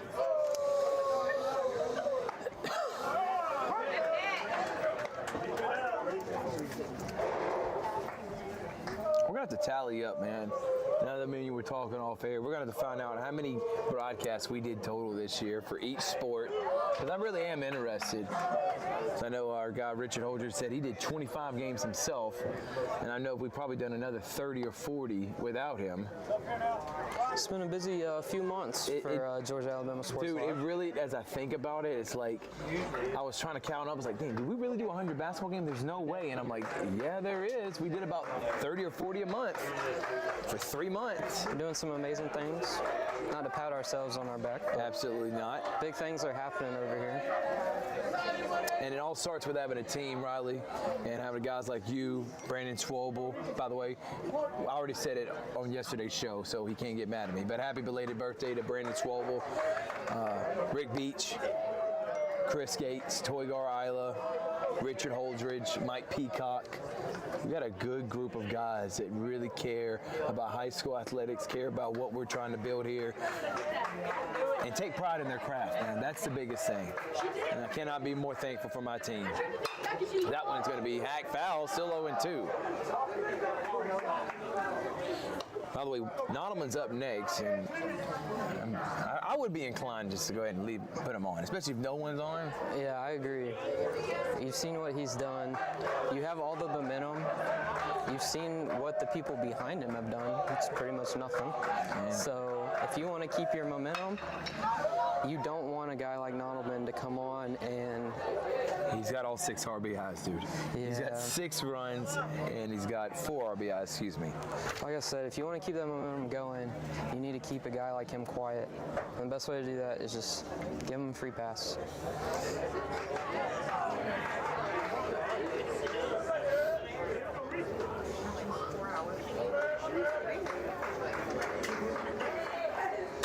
And that one's going to be hit. Oh, what a play. Scoop by Judah over the first in time. That was a great play by Carter Judah. Look what I found. Out number 1. He made that look routine. Nlman. That speed of which that ball was going, catch it on one hop, and fired it over to first. It's the Ball one on the move. So one thing I hate about baseball, Rylee, is that you can hit the ball perfect and as hard as like that and get out and then hit a little bloop pop fly and get a double out of it. And that one's fouled for Nlman, and it looks like they're going to go right at him. Reese says, I want to take this challenge on. More credit to him, man.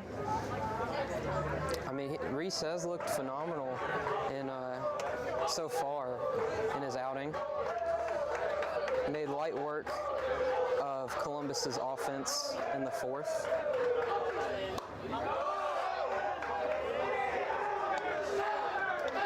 He's doing it efficiently too. He's not falling behind any counts. No. Besides that leadoff walk, he really has been ahead in just about every at-bat. And that one's popped up.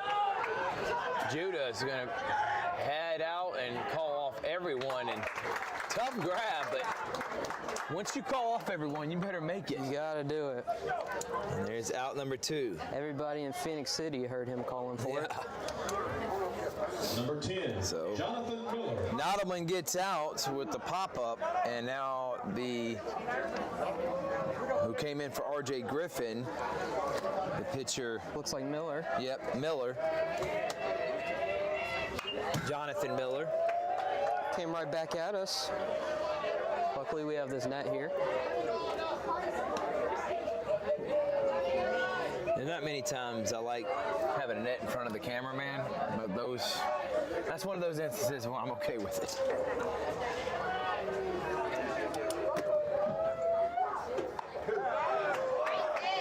And no matter what, you can have a net in front of you. Most of the time, people are going to jump. when the Oh, ball's coming. 100%. I saw The announcer, Yes, he still jump. I saw him jump. I mean, he does have an open window, but there is still a net there. But he did jump. 2-1. Bucky, you jumping man.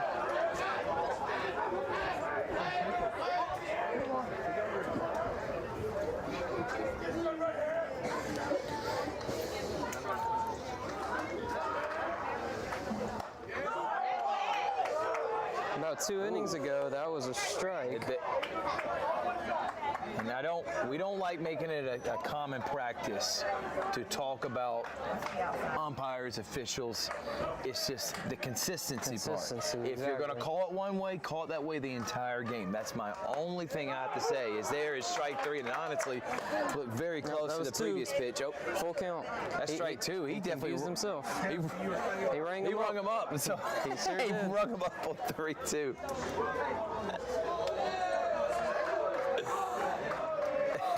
The umpire was trying to play a April Fool's joke there on everybody. I don't think Miller found it funny. No, Miller did not find that funny at all.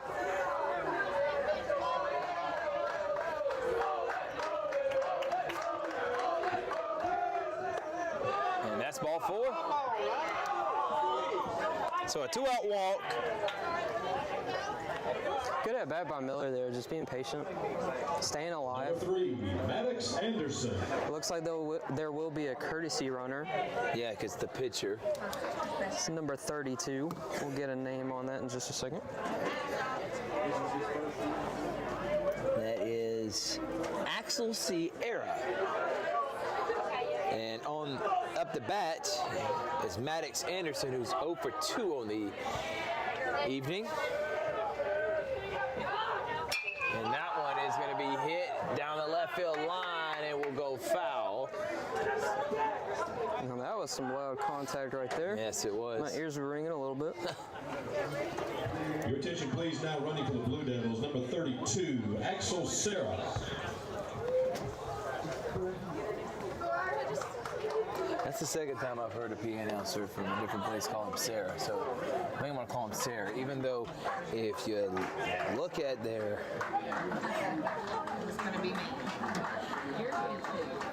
Oh, that is Sarah. I don't know where I got an eye. So I did not look at that. I thought I saw I. It is Axel Sarah. Sorry to the PA announcers who I just thought was incorrect. 2-2 the count to Anderson.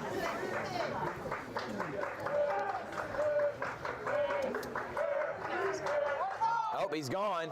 And he's going to hit it right to the Adams, and there's out number 3.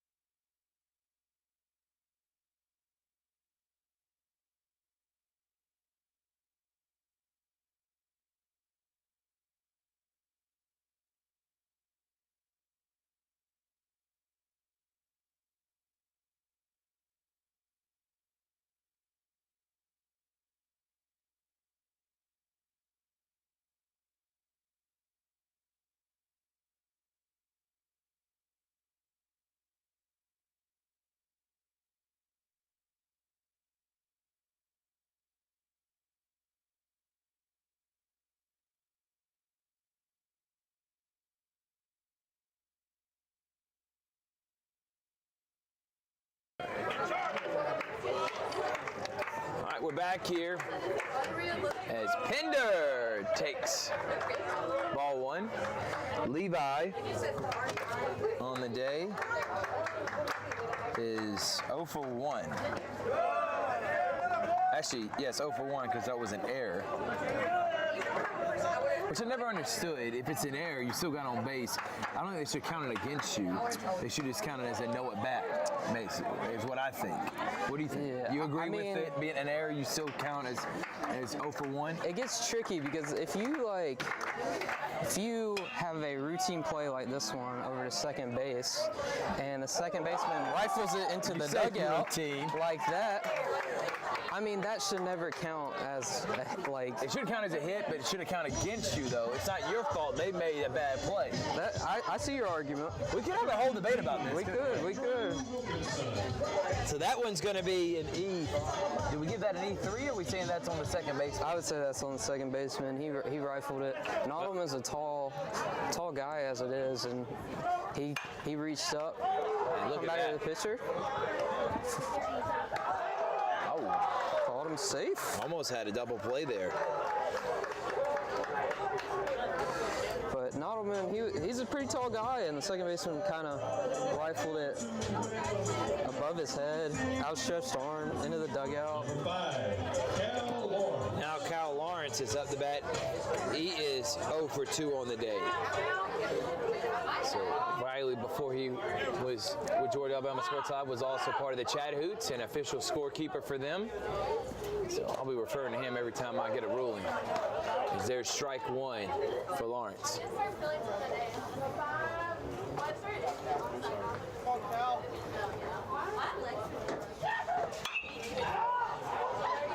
Lawrence is already down 0-2. No, I was never labeled the official score. Well, that's for what them. I'm calling. So I can't take the credit. That's what I'm calling. But I did help our broadcaster.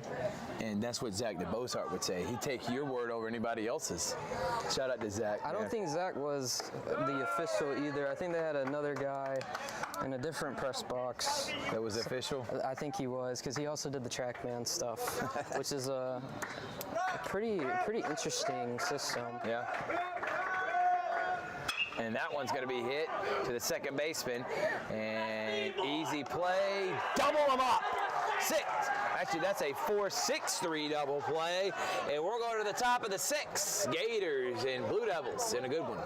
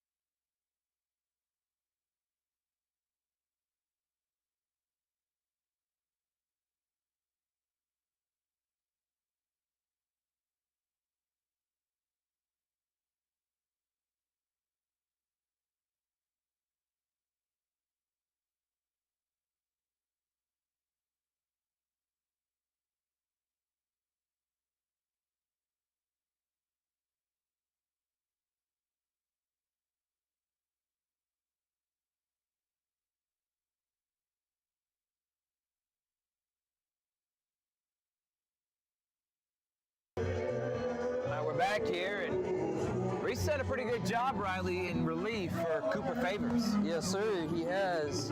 As he finished up his last warm-up pitch, he took over before the 4th inning, and he's looked practically untouchable the past 2 frames.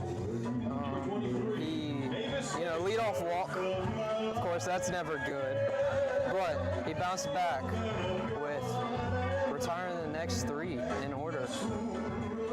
And then last inning, kind of the same story. Had a walk. Other than that, hasn't really been touched. It's been a lot of weak contact. 1 strikeout in 2 innings. Big swing and a miss right there. He made Livingston whiff on that one. He's been exactly what Glenwood needed today. That's another big swing and a miss by Livingston. He came on after a grand slam, after the Blue Devils had all the momentum in the game, and he came on with the job to extinguish the fire, to go deep in this game, to save as many arms as possible for the next upcoming 3 games. And so far, don't want to be an announcer's jinx or anything like that, but he's done exactly that. Now he's got strike 3. Got him looking on that one. I don't know what Livingston was really looking for right there. That was right down the middle. 45, Jamari Blackman. As Jamari Blackman steps up to plate. Currently 0 for 2 on the day with a strikeout and a ground out. First pitch. Another swing and a miss. Reese delivering some good pitches here. It's confusing these batters.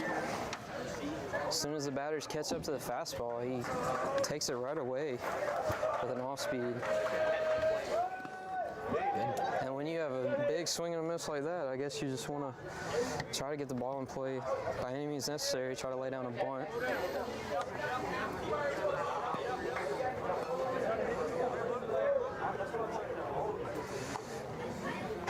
Adams really liked that ball. He wanted that one back.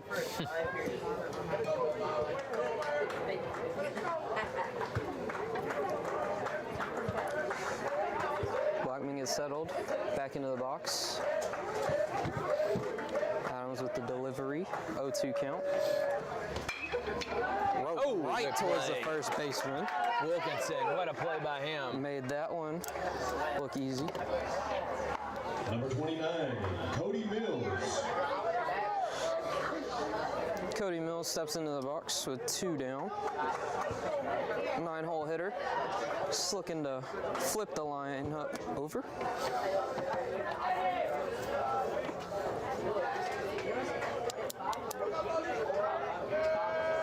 First pitch, weak contact over the first baseman. Adams rushing over to cover first.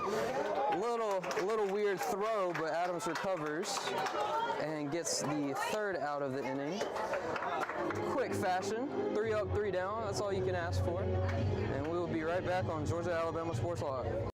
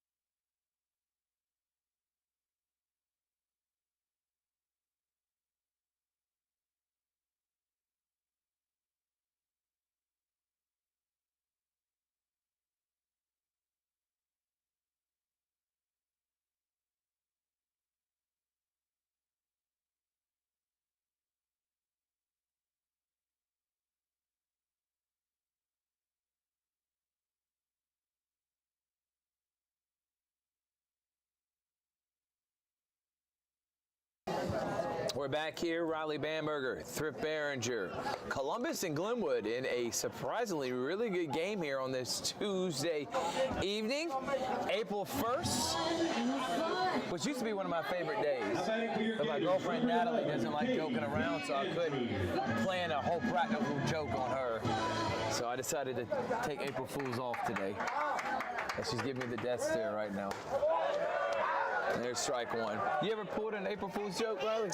I have not, no. I haven't really ever. I've been a victim of a few, but I've never done any myself. I'm not that clever to be able to pull one off.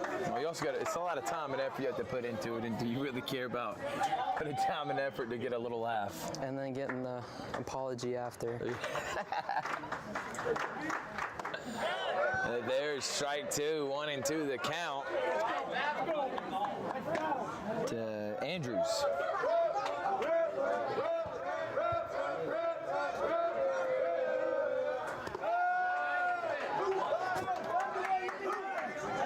We've seen several of these Columbus High pitchers, well, both of them that's pitched today, have a tough time getting the ball to the plate. That's like the 4th ball I've seen bounce several feet in front of the plate.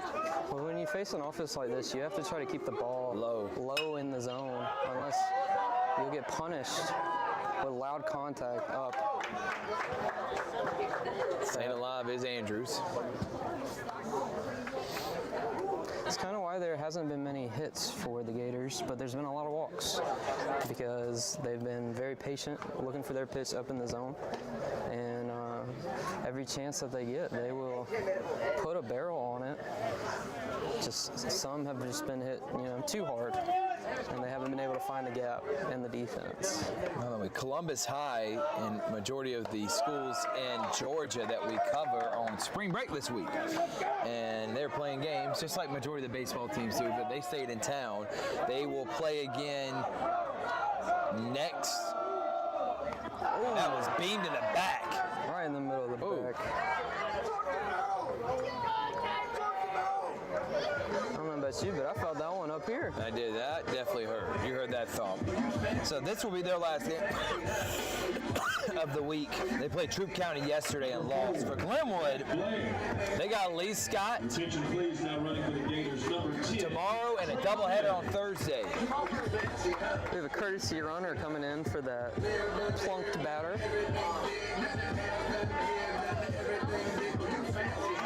Now up to bat is Mac Blair, then Henderson on deck and back to the top of the lineup. If you're Miller, you want to try to get these next couple outs before you get to the top of the lineup for the Gators, who is starting to come around here in the last couple innings to get back in it. Ever since McCrane let out that roar after that walk, it's been a new life to this offense. He let out a similar roar after his 2-run double back in the 4th.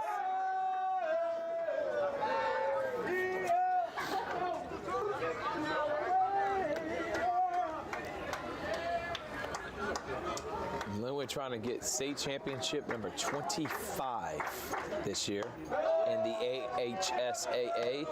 According to the Alabama Sports Writers poll, Prattville Christian, who is actually, their soccer team's playing Glenwood right now, both used to be in the AISA several years ago. There is strike 2. They got Prattville Christian number 1, or strike 1, and that Glenwood is number 2, Montgomery Academy number 3. So expect all 3 of those teams to be in the mix, and Lee Scott's number 7. That one in the dirt. There he goes. Pinch runner down. What a throw! Oh, and he got under the tag. And the second baseman can't believe it, Rylee. From this angle, it looked like he may have got him. And Coach,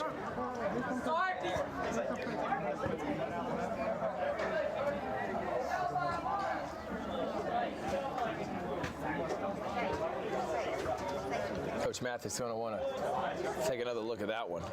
I wish we had replay, because then we could, take a look back at it, but see what the umpire might have seen. With all the dust, the angle that we're at, it's kind of hard to tell. William Randall, what a throw by him.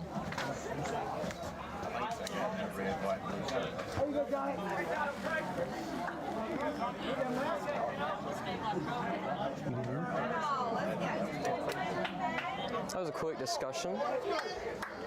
Really not much you can do without replay. Yeah, I mean, and then the only thing you can do is ask for help, and I don't think he's going to go against him with the angle from the home plate umpire. Is there's ball 3 to Henderson. Excuse me, to Mac Blair.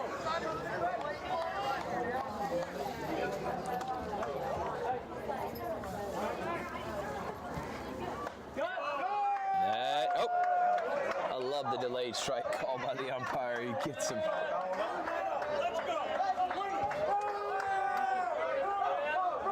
Full count. In the dirt, and the catcher better hurry. Going down to third is number 11. Number 10, courtesy runner. Yeah, number 10 for the Glenwood Gators. Trey Clarity. Logan Henderson. Now Logan Henderson and McCrane on deck with no outs. Columbus trying to hold on to a 2-run lead. Well, there has to regain control here on the mound. Hitting the first batter, then a wild pitch, and then maybe a pass ball. Could go either way. And then you see a runner on third. And You play for the double play here and give up the run? with a 2-run lead, I think you do. Or I think you attack this batter, lefty-lefty, try to get a strikeout. That way when McCrane comes up, You walk him. you can either walk him, or you can really hope for that double play ball to end the inning.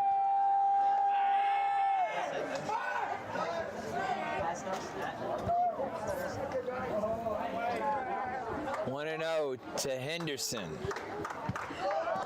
In the dirt again. There goes Mac Blair. And now runners are in scoring position, and a base hit by Henderson could potentially tie the game.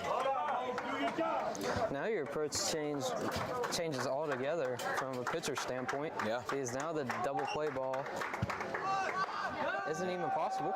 Now it's 3-0 too, and I don't think the last thing you want to do is load the bases with no outs for the next guy up. You see the third baseman creeping in. He's going to try to put the bunt down, and that is ball 4. So Miller's kind of lost his touch, and bases are loaded for the MAC. Mason McCrane. Now batting for your From beside teammates coming, trying to cheer on Miller, knowing this is a big at-bat for a guy who leads the team in batting average. And I'm wondering now, is this a conversation or is this a change? It looks like, is that RJ Griffin back on the field? So Griffin's going to come in and take Spivey's spot on third. They're going to move Spivey to the mound, and they're going to take Miller out. So we'll take a break, and we'll be back here on Georgia Alabama Sports Live.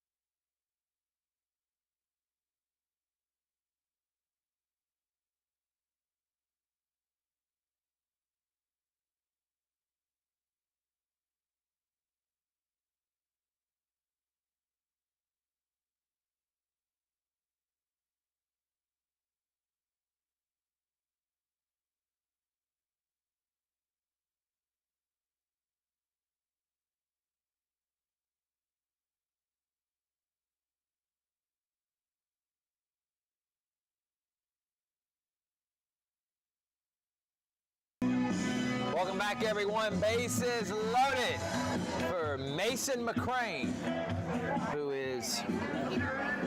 He's currently 1 for 1 on the day with 2 walks. Yeah, he had that double last couple innings ago.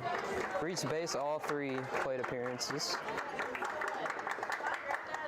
And that one is hit a mile. See ya! McCrane gives the Gators the lead. That was a no-doubter.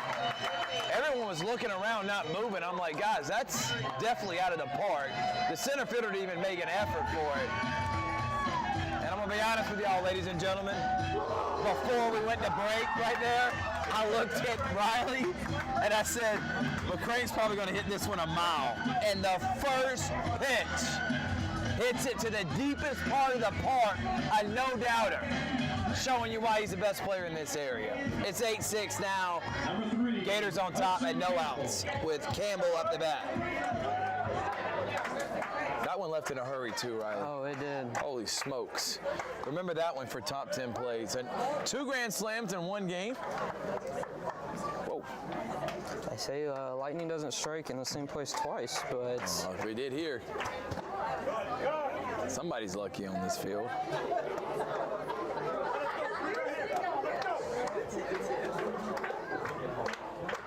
Judah on deck. High, 2-1. And there again is point proven why the Gators are one of the best teams, if not the best team in our area. And really the state. Because no matter the lead, with this lineup, it's not safe. Never can count them out, man. And I think I want to go back to Reese Adams as well. Coming in 6-0 and been pitching scoreless, 3 straight shutout innings. Great job by him. And he's allowed Glenwood to come back. Because the way Nlman and the Blue Devils will swing in the bat, we thought this could be a double-digit run game for them. Well, to be fair, there's a lot of game left. Yeah, I mean, we it's still got a whole inning. Yep. Like, anything can happen in baseball. I mean, the Blue Devils, they have the top of their lineup due up. Good point.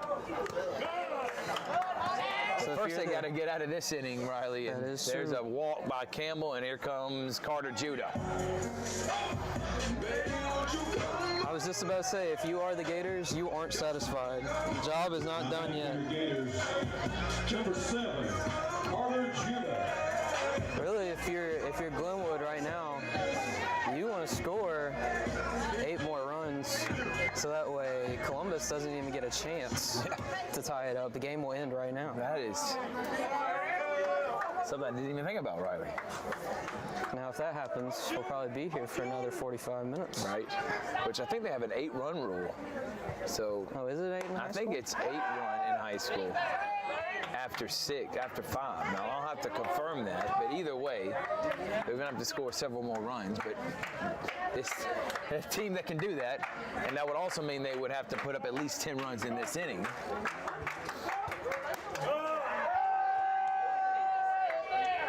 So this has also been kind of the Achilles heel and the story for this Blue Devils 2025 season, Rylee. They've had leads in games, but just can't hold on to it. And it's been the pitching depth that has really been a problem. But also give credit to the Gators, because not a lot of teams will come back down 6-0 or have the lineup to be able to do that, especially when R.J. Griffin was pitching great baseball early on. A lot of teams would want to quit in that situation. Exactly. Judah will take strike 1. Finally a strike here for Christian Spivey.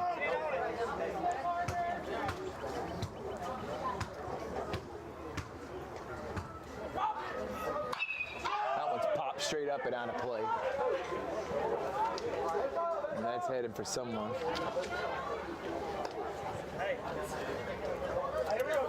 Full count.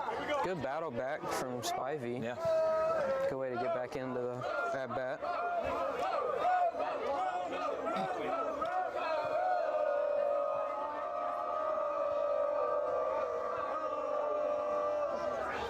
And a rocket over the head of R.J. Griffin goes all the way to the corner. The left fielder falls down, and here comes Hudson Campbell. Throw at the plate, not in time. Throw at third, and that will be a double, turn into a three-baser, and it's 9-6 Gators on top.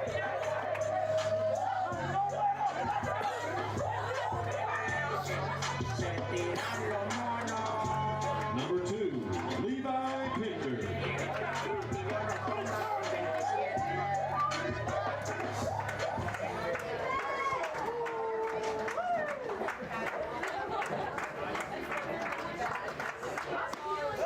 And just when you try to take a breath, you have a batter like Levi Pinder steps into the box, clean up, batting in the 4-hole today. Yeah, and Levi's got a great bat as well. Kind of been off his game, but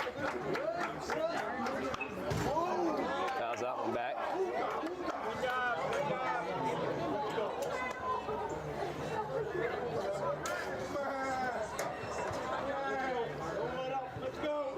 Levi was a part of that Glenwood basketball state championship 2 years ago. That one's going to be down for, oh no, diving play by the second baseman from Columbus High. Absolutely robbed Pinder of an RBI and a base hit. That's just a good play. So there's out number 1. Number 19, Andrew Wilkinson. And now here comes Andrew Wilkinson. Levi's just been really unlucky today. Yeah, he just hit it. One of his quote-unquote hits was that error that led to 2 runs. And then in his next at-bat, he had another error that had him on first base after the second baseman threw it in the dugout. Answered back well, though, with that diving play.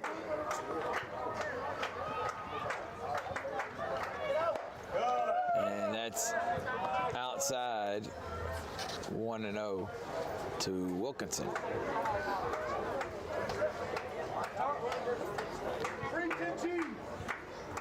And another base hit right over the head of the second baseman. That will bring in Judah. An RBI double for Wilkinson. It's 10-6 Gators. I don't know what game you're looking at, Thrift, but he's still on first base. Cal Lawrence. I know it's been a long day, but... Did I say double? You did say double. I thought it was Ichiro Suzuki right there, man. He's flying around the bases. But a single, excuse me, that brings in Judah. It has been a long day, and I wonder if they're about to pull Spivey now. And they are going to pull him. So we'll take a break, and we'll be back. Another pitcher on the mound now for the Blue Devils. They're down 10-6.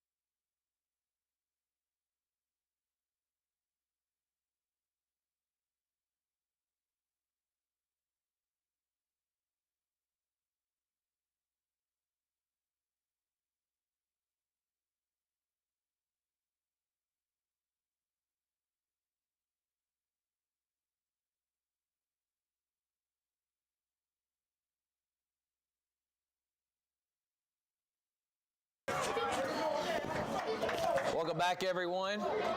Kyle Lawrence up to bat, and one out here on the mound is number 26, Caden Bryans. He started the day at center field for the Blue Devils.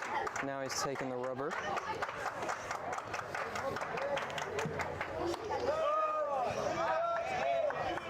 Cal is looking for his first hit of the day. He is 0 for 3 currently with 1 strikeout. He grounded into a double play last inning.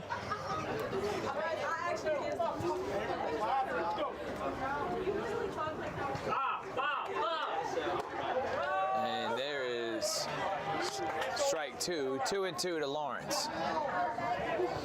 I keep seeing something flying in the tree line in the outfield. Forgot that there's a soccer game going on.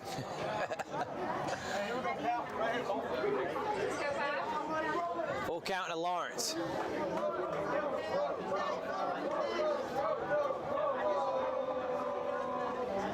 And there's ball 4. So another walk, and the guy that started all this off with a beam to the back is KP Andrews. That was the 4th walk of the day, or of this inning, not of the day, sorry. And Dawson's going to be pinch running, Cameron Dawson, for the catcher, Lawrence. There have been five free passes this frame, including the hit by pitch on a full count that started this off. And there's strike 1.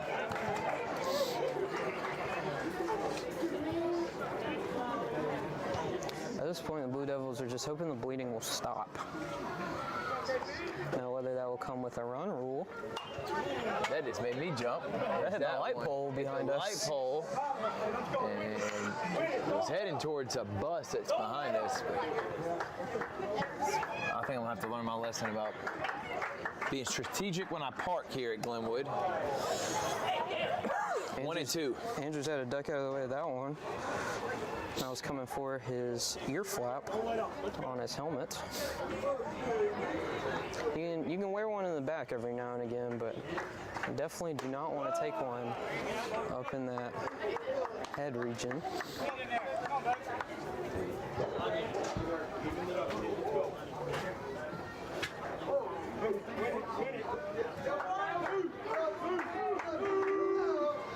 And 2-2.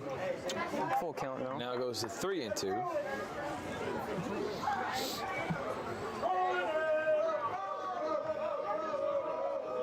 And that's going to be another walk. And Matt Blair will come up. He walked earlier this inning.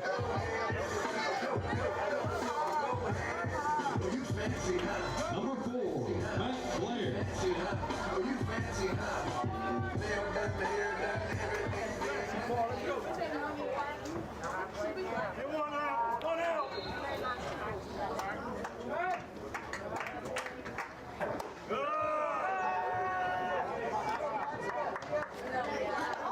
Bryans has been different from every other Columbus pitcher that we've seen so far today.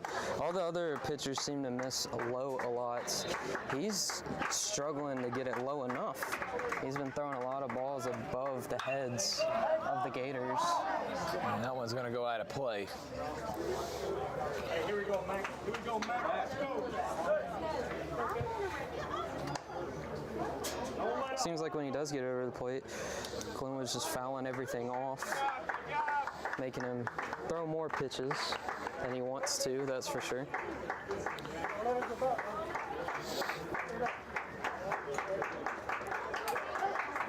One count. We resume play. Brian's delivery. And here comes a stand-up run for Wilkinson. And that will make it 11-6. And the count 2-1 to Mac Blair with Henderson on deck.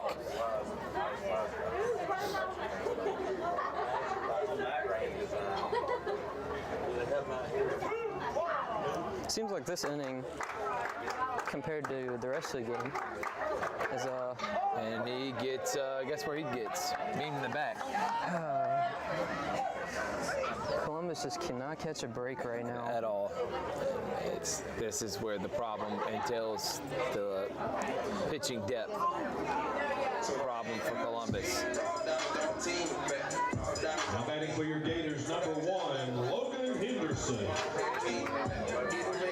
Logan Henderson steps into the plate, 9-hole hitter. Before Henderson can take a step into the box, we're taking a timeout and a mound visit. We're going to have another pitching change. Another pitching change. We'll take a break. We'll be back.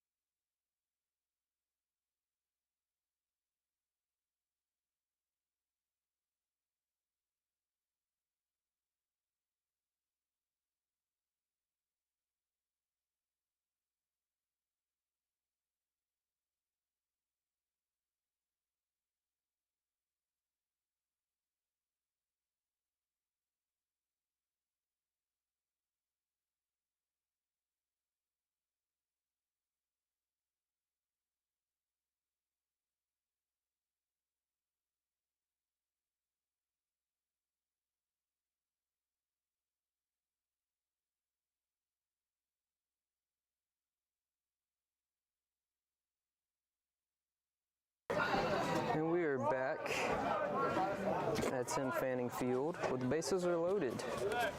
And we have a new pitcher on the mound. First pitch is in there for a strike. Henderson got a 0-1 count. Bases are loaded though, Rylee. That was popped up. And the left fielder falls down, still able to get up and get the out. So that's out too, but a great job by tagging and running. There is Cam Dawson.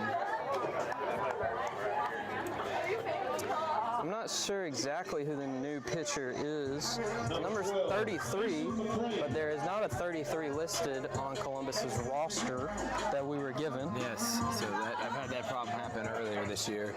As McCrane, who's already hit a granny in this one, up again with 2 on and 2 outs. And he smokes that one towards Coach Phil Stillwell down the right field line and foul.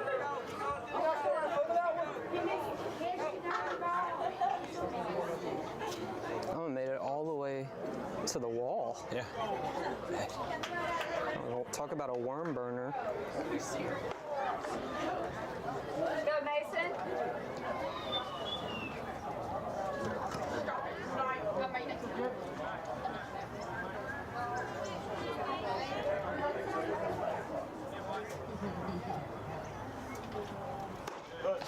That one's high for ball 1.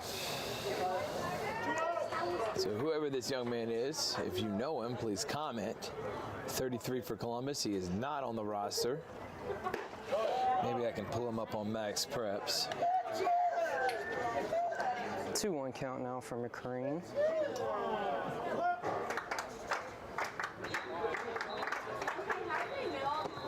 Ball way inside. 3-1 count.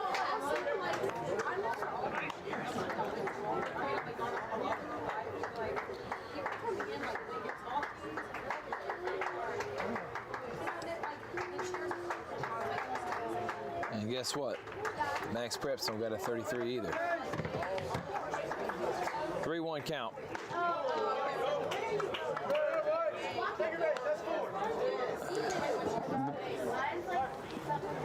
So now bases loaded for Hudson Campbell.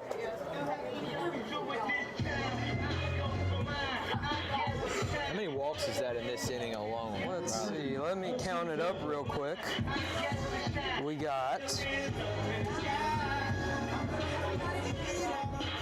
have 6 plus 2 hit batters, so 8 free passes,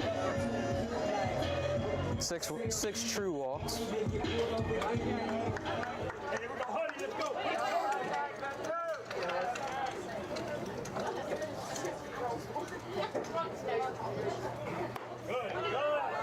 One and 0. Ever since Griffin left the mound, it's just been... That one's popped up. And Nlman will make the play, so we're going to go to the 7th. But Glenwood puts up 8 with a grand slam from McCrane. They lead by 6.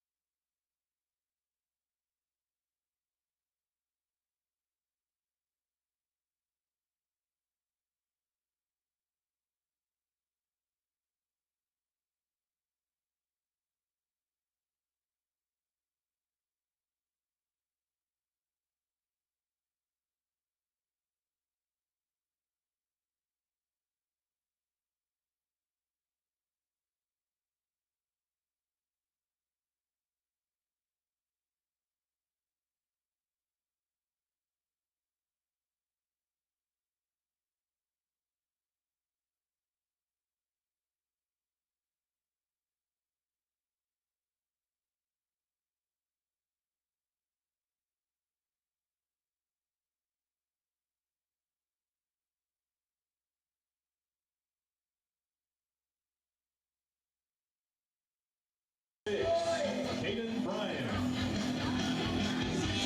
we were back for the 7th inning, where center fielder Caden Bryans is looking to lead off the inning.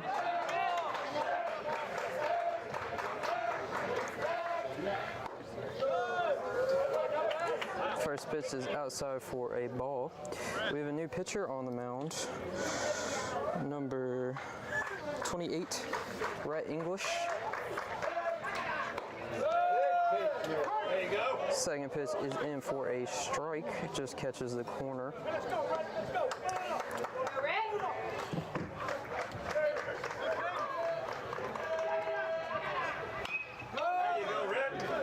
Ball is fouled into his own leg. That one's always got to hurt. Doesn't have a shin guard on either, that you have seen become a lot more that's popularized. Reese Adams, his day is done though. I was beginning to wonder with that long bottom half of the 6th inning whether he would come out or not, but he did his job though. He did. 3 shutout innings.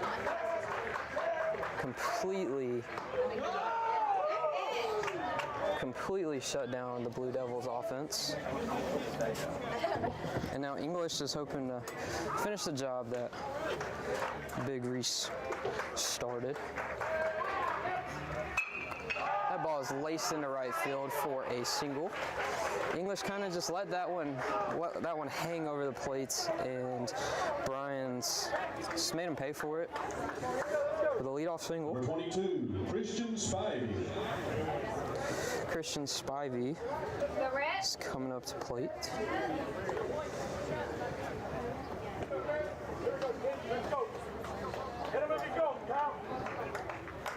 He's trying to stay alive here. Getting on first is with no outs. The leadoff single would help.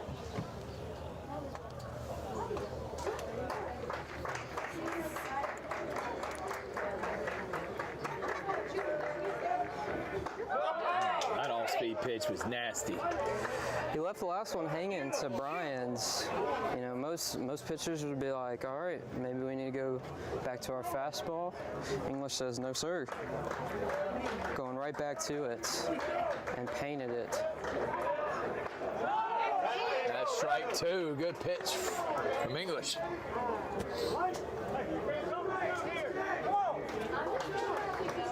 Spivey in an 0-2 count. Brian's does not have a big lead over at first.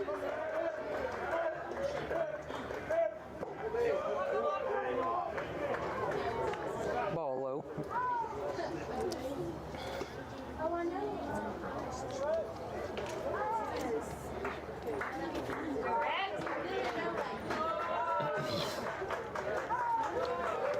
One and two. And Spivey thought about it, but able to hold on to his swing.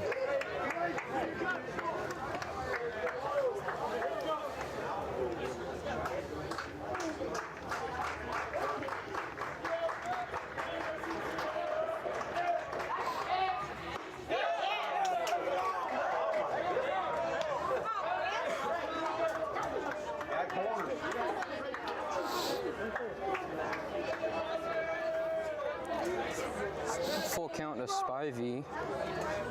English does not want to issue a free base with this heart of the Blue Devils lineup right around the corner, including Michael Nlman, who has all 6 RBIs for the Blue Devils today. Strike three, got him looking, and Spivey thought he had a walk. Can't believe it.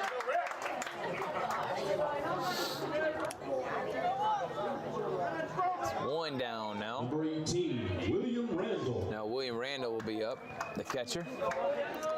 He's looking for his first hit of the day. He's 0 for 3 currently with 2 strikeouts.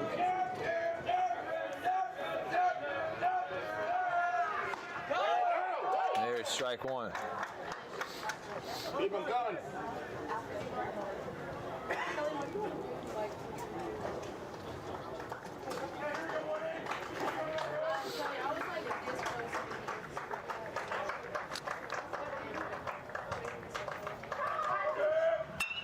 That one's going to be down for a base hit.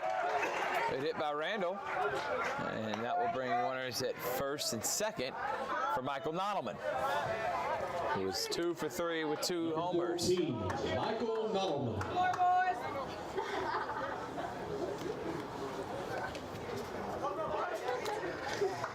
Cal Lawrence goes and talks to the pitcher. I wonder, with a 6-run lead, do you give Nlman any special treatment? He has all 6 RBIs currently. But even if he does hit his 3rd home run of the day, it doesn't really do much in the final if you're able to shut down the next 2 batters.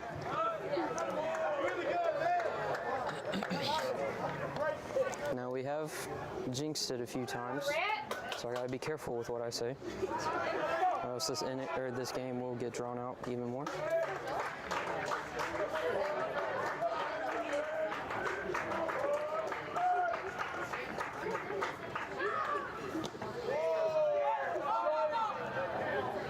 Take your time. 2-0. And you're seeing he's being very selective where he's placing this ball because he knows Nlman can turn this into a game in a hurry. I don't blame him. However, if you do issue a free pass here, then you have bases loaded, 1 out. And that one's hit to the second baseman. He'll take the out. Runners do move to second and third, but 2 down now. And coming up to bat is the player with no name on the Max Preps or the scorecard for Columbus High. We know this young man does have a name, and if you do know who he is, please comment.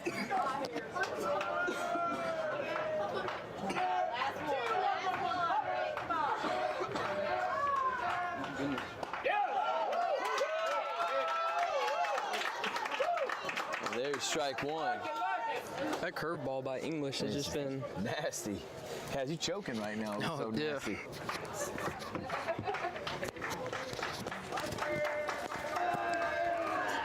Oh my God! You better stop playing with him, Rylee. He's got some tricks up his sleeve. 2 strikes now. And now he's got number 33 for Columbus High right where he wants him.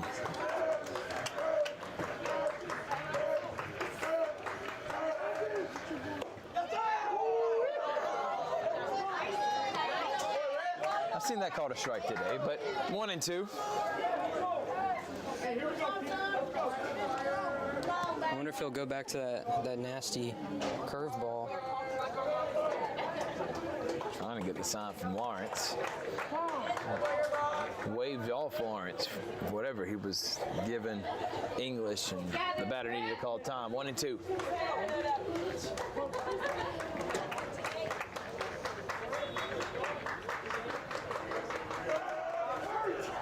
And strike.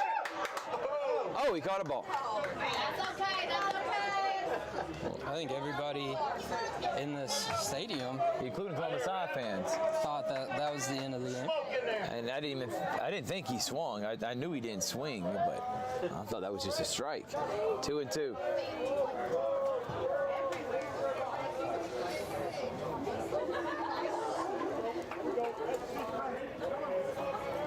Two and 2 with 2 outs. Strike 3, and English lets out a roar, and the Gators, in a phenomenal game, come back from being down 6-0 to win this one 12-6. Player of the game, McCrane, with a grand slam that gave the Gators a lead back in the 6th. Any final thoughts, Rylee, as the Gators win to go to 20-3 on the year? I wonder who's going to stop this team. They have a big road game tomorrow and a big doubleheader at home on Thursday. We'll see what happens. But right now, they're looking at the cream of the crop right now. They are. Then they are showing why they're the #1 team in this area. They got a big one tomorrow. Lee Scott on the road, and then a doubleheader here Thursday. From Rylee, Bamberger, I'm Thrift Barringer, just saying thank y'all so much for watching. Gators take down the Blue Devils in an epic game, 12-6, here on Georgia, Alabama Sports Live.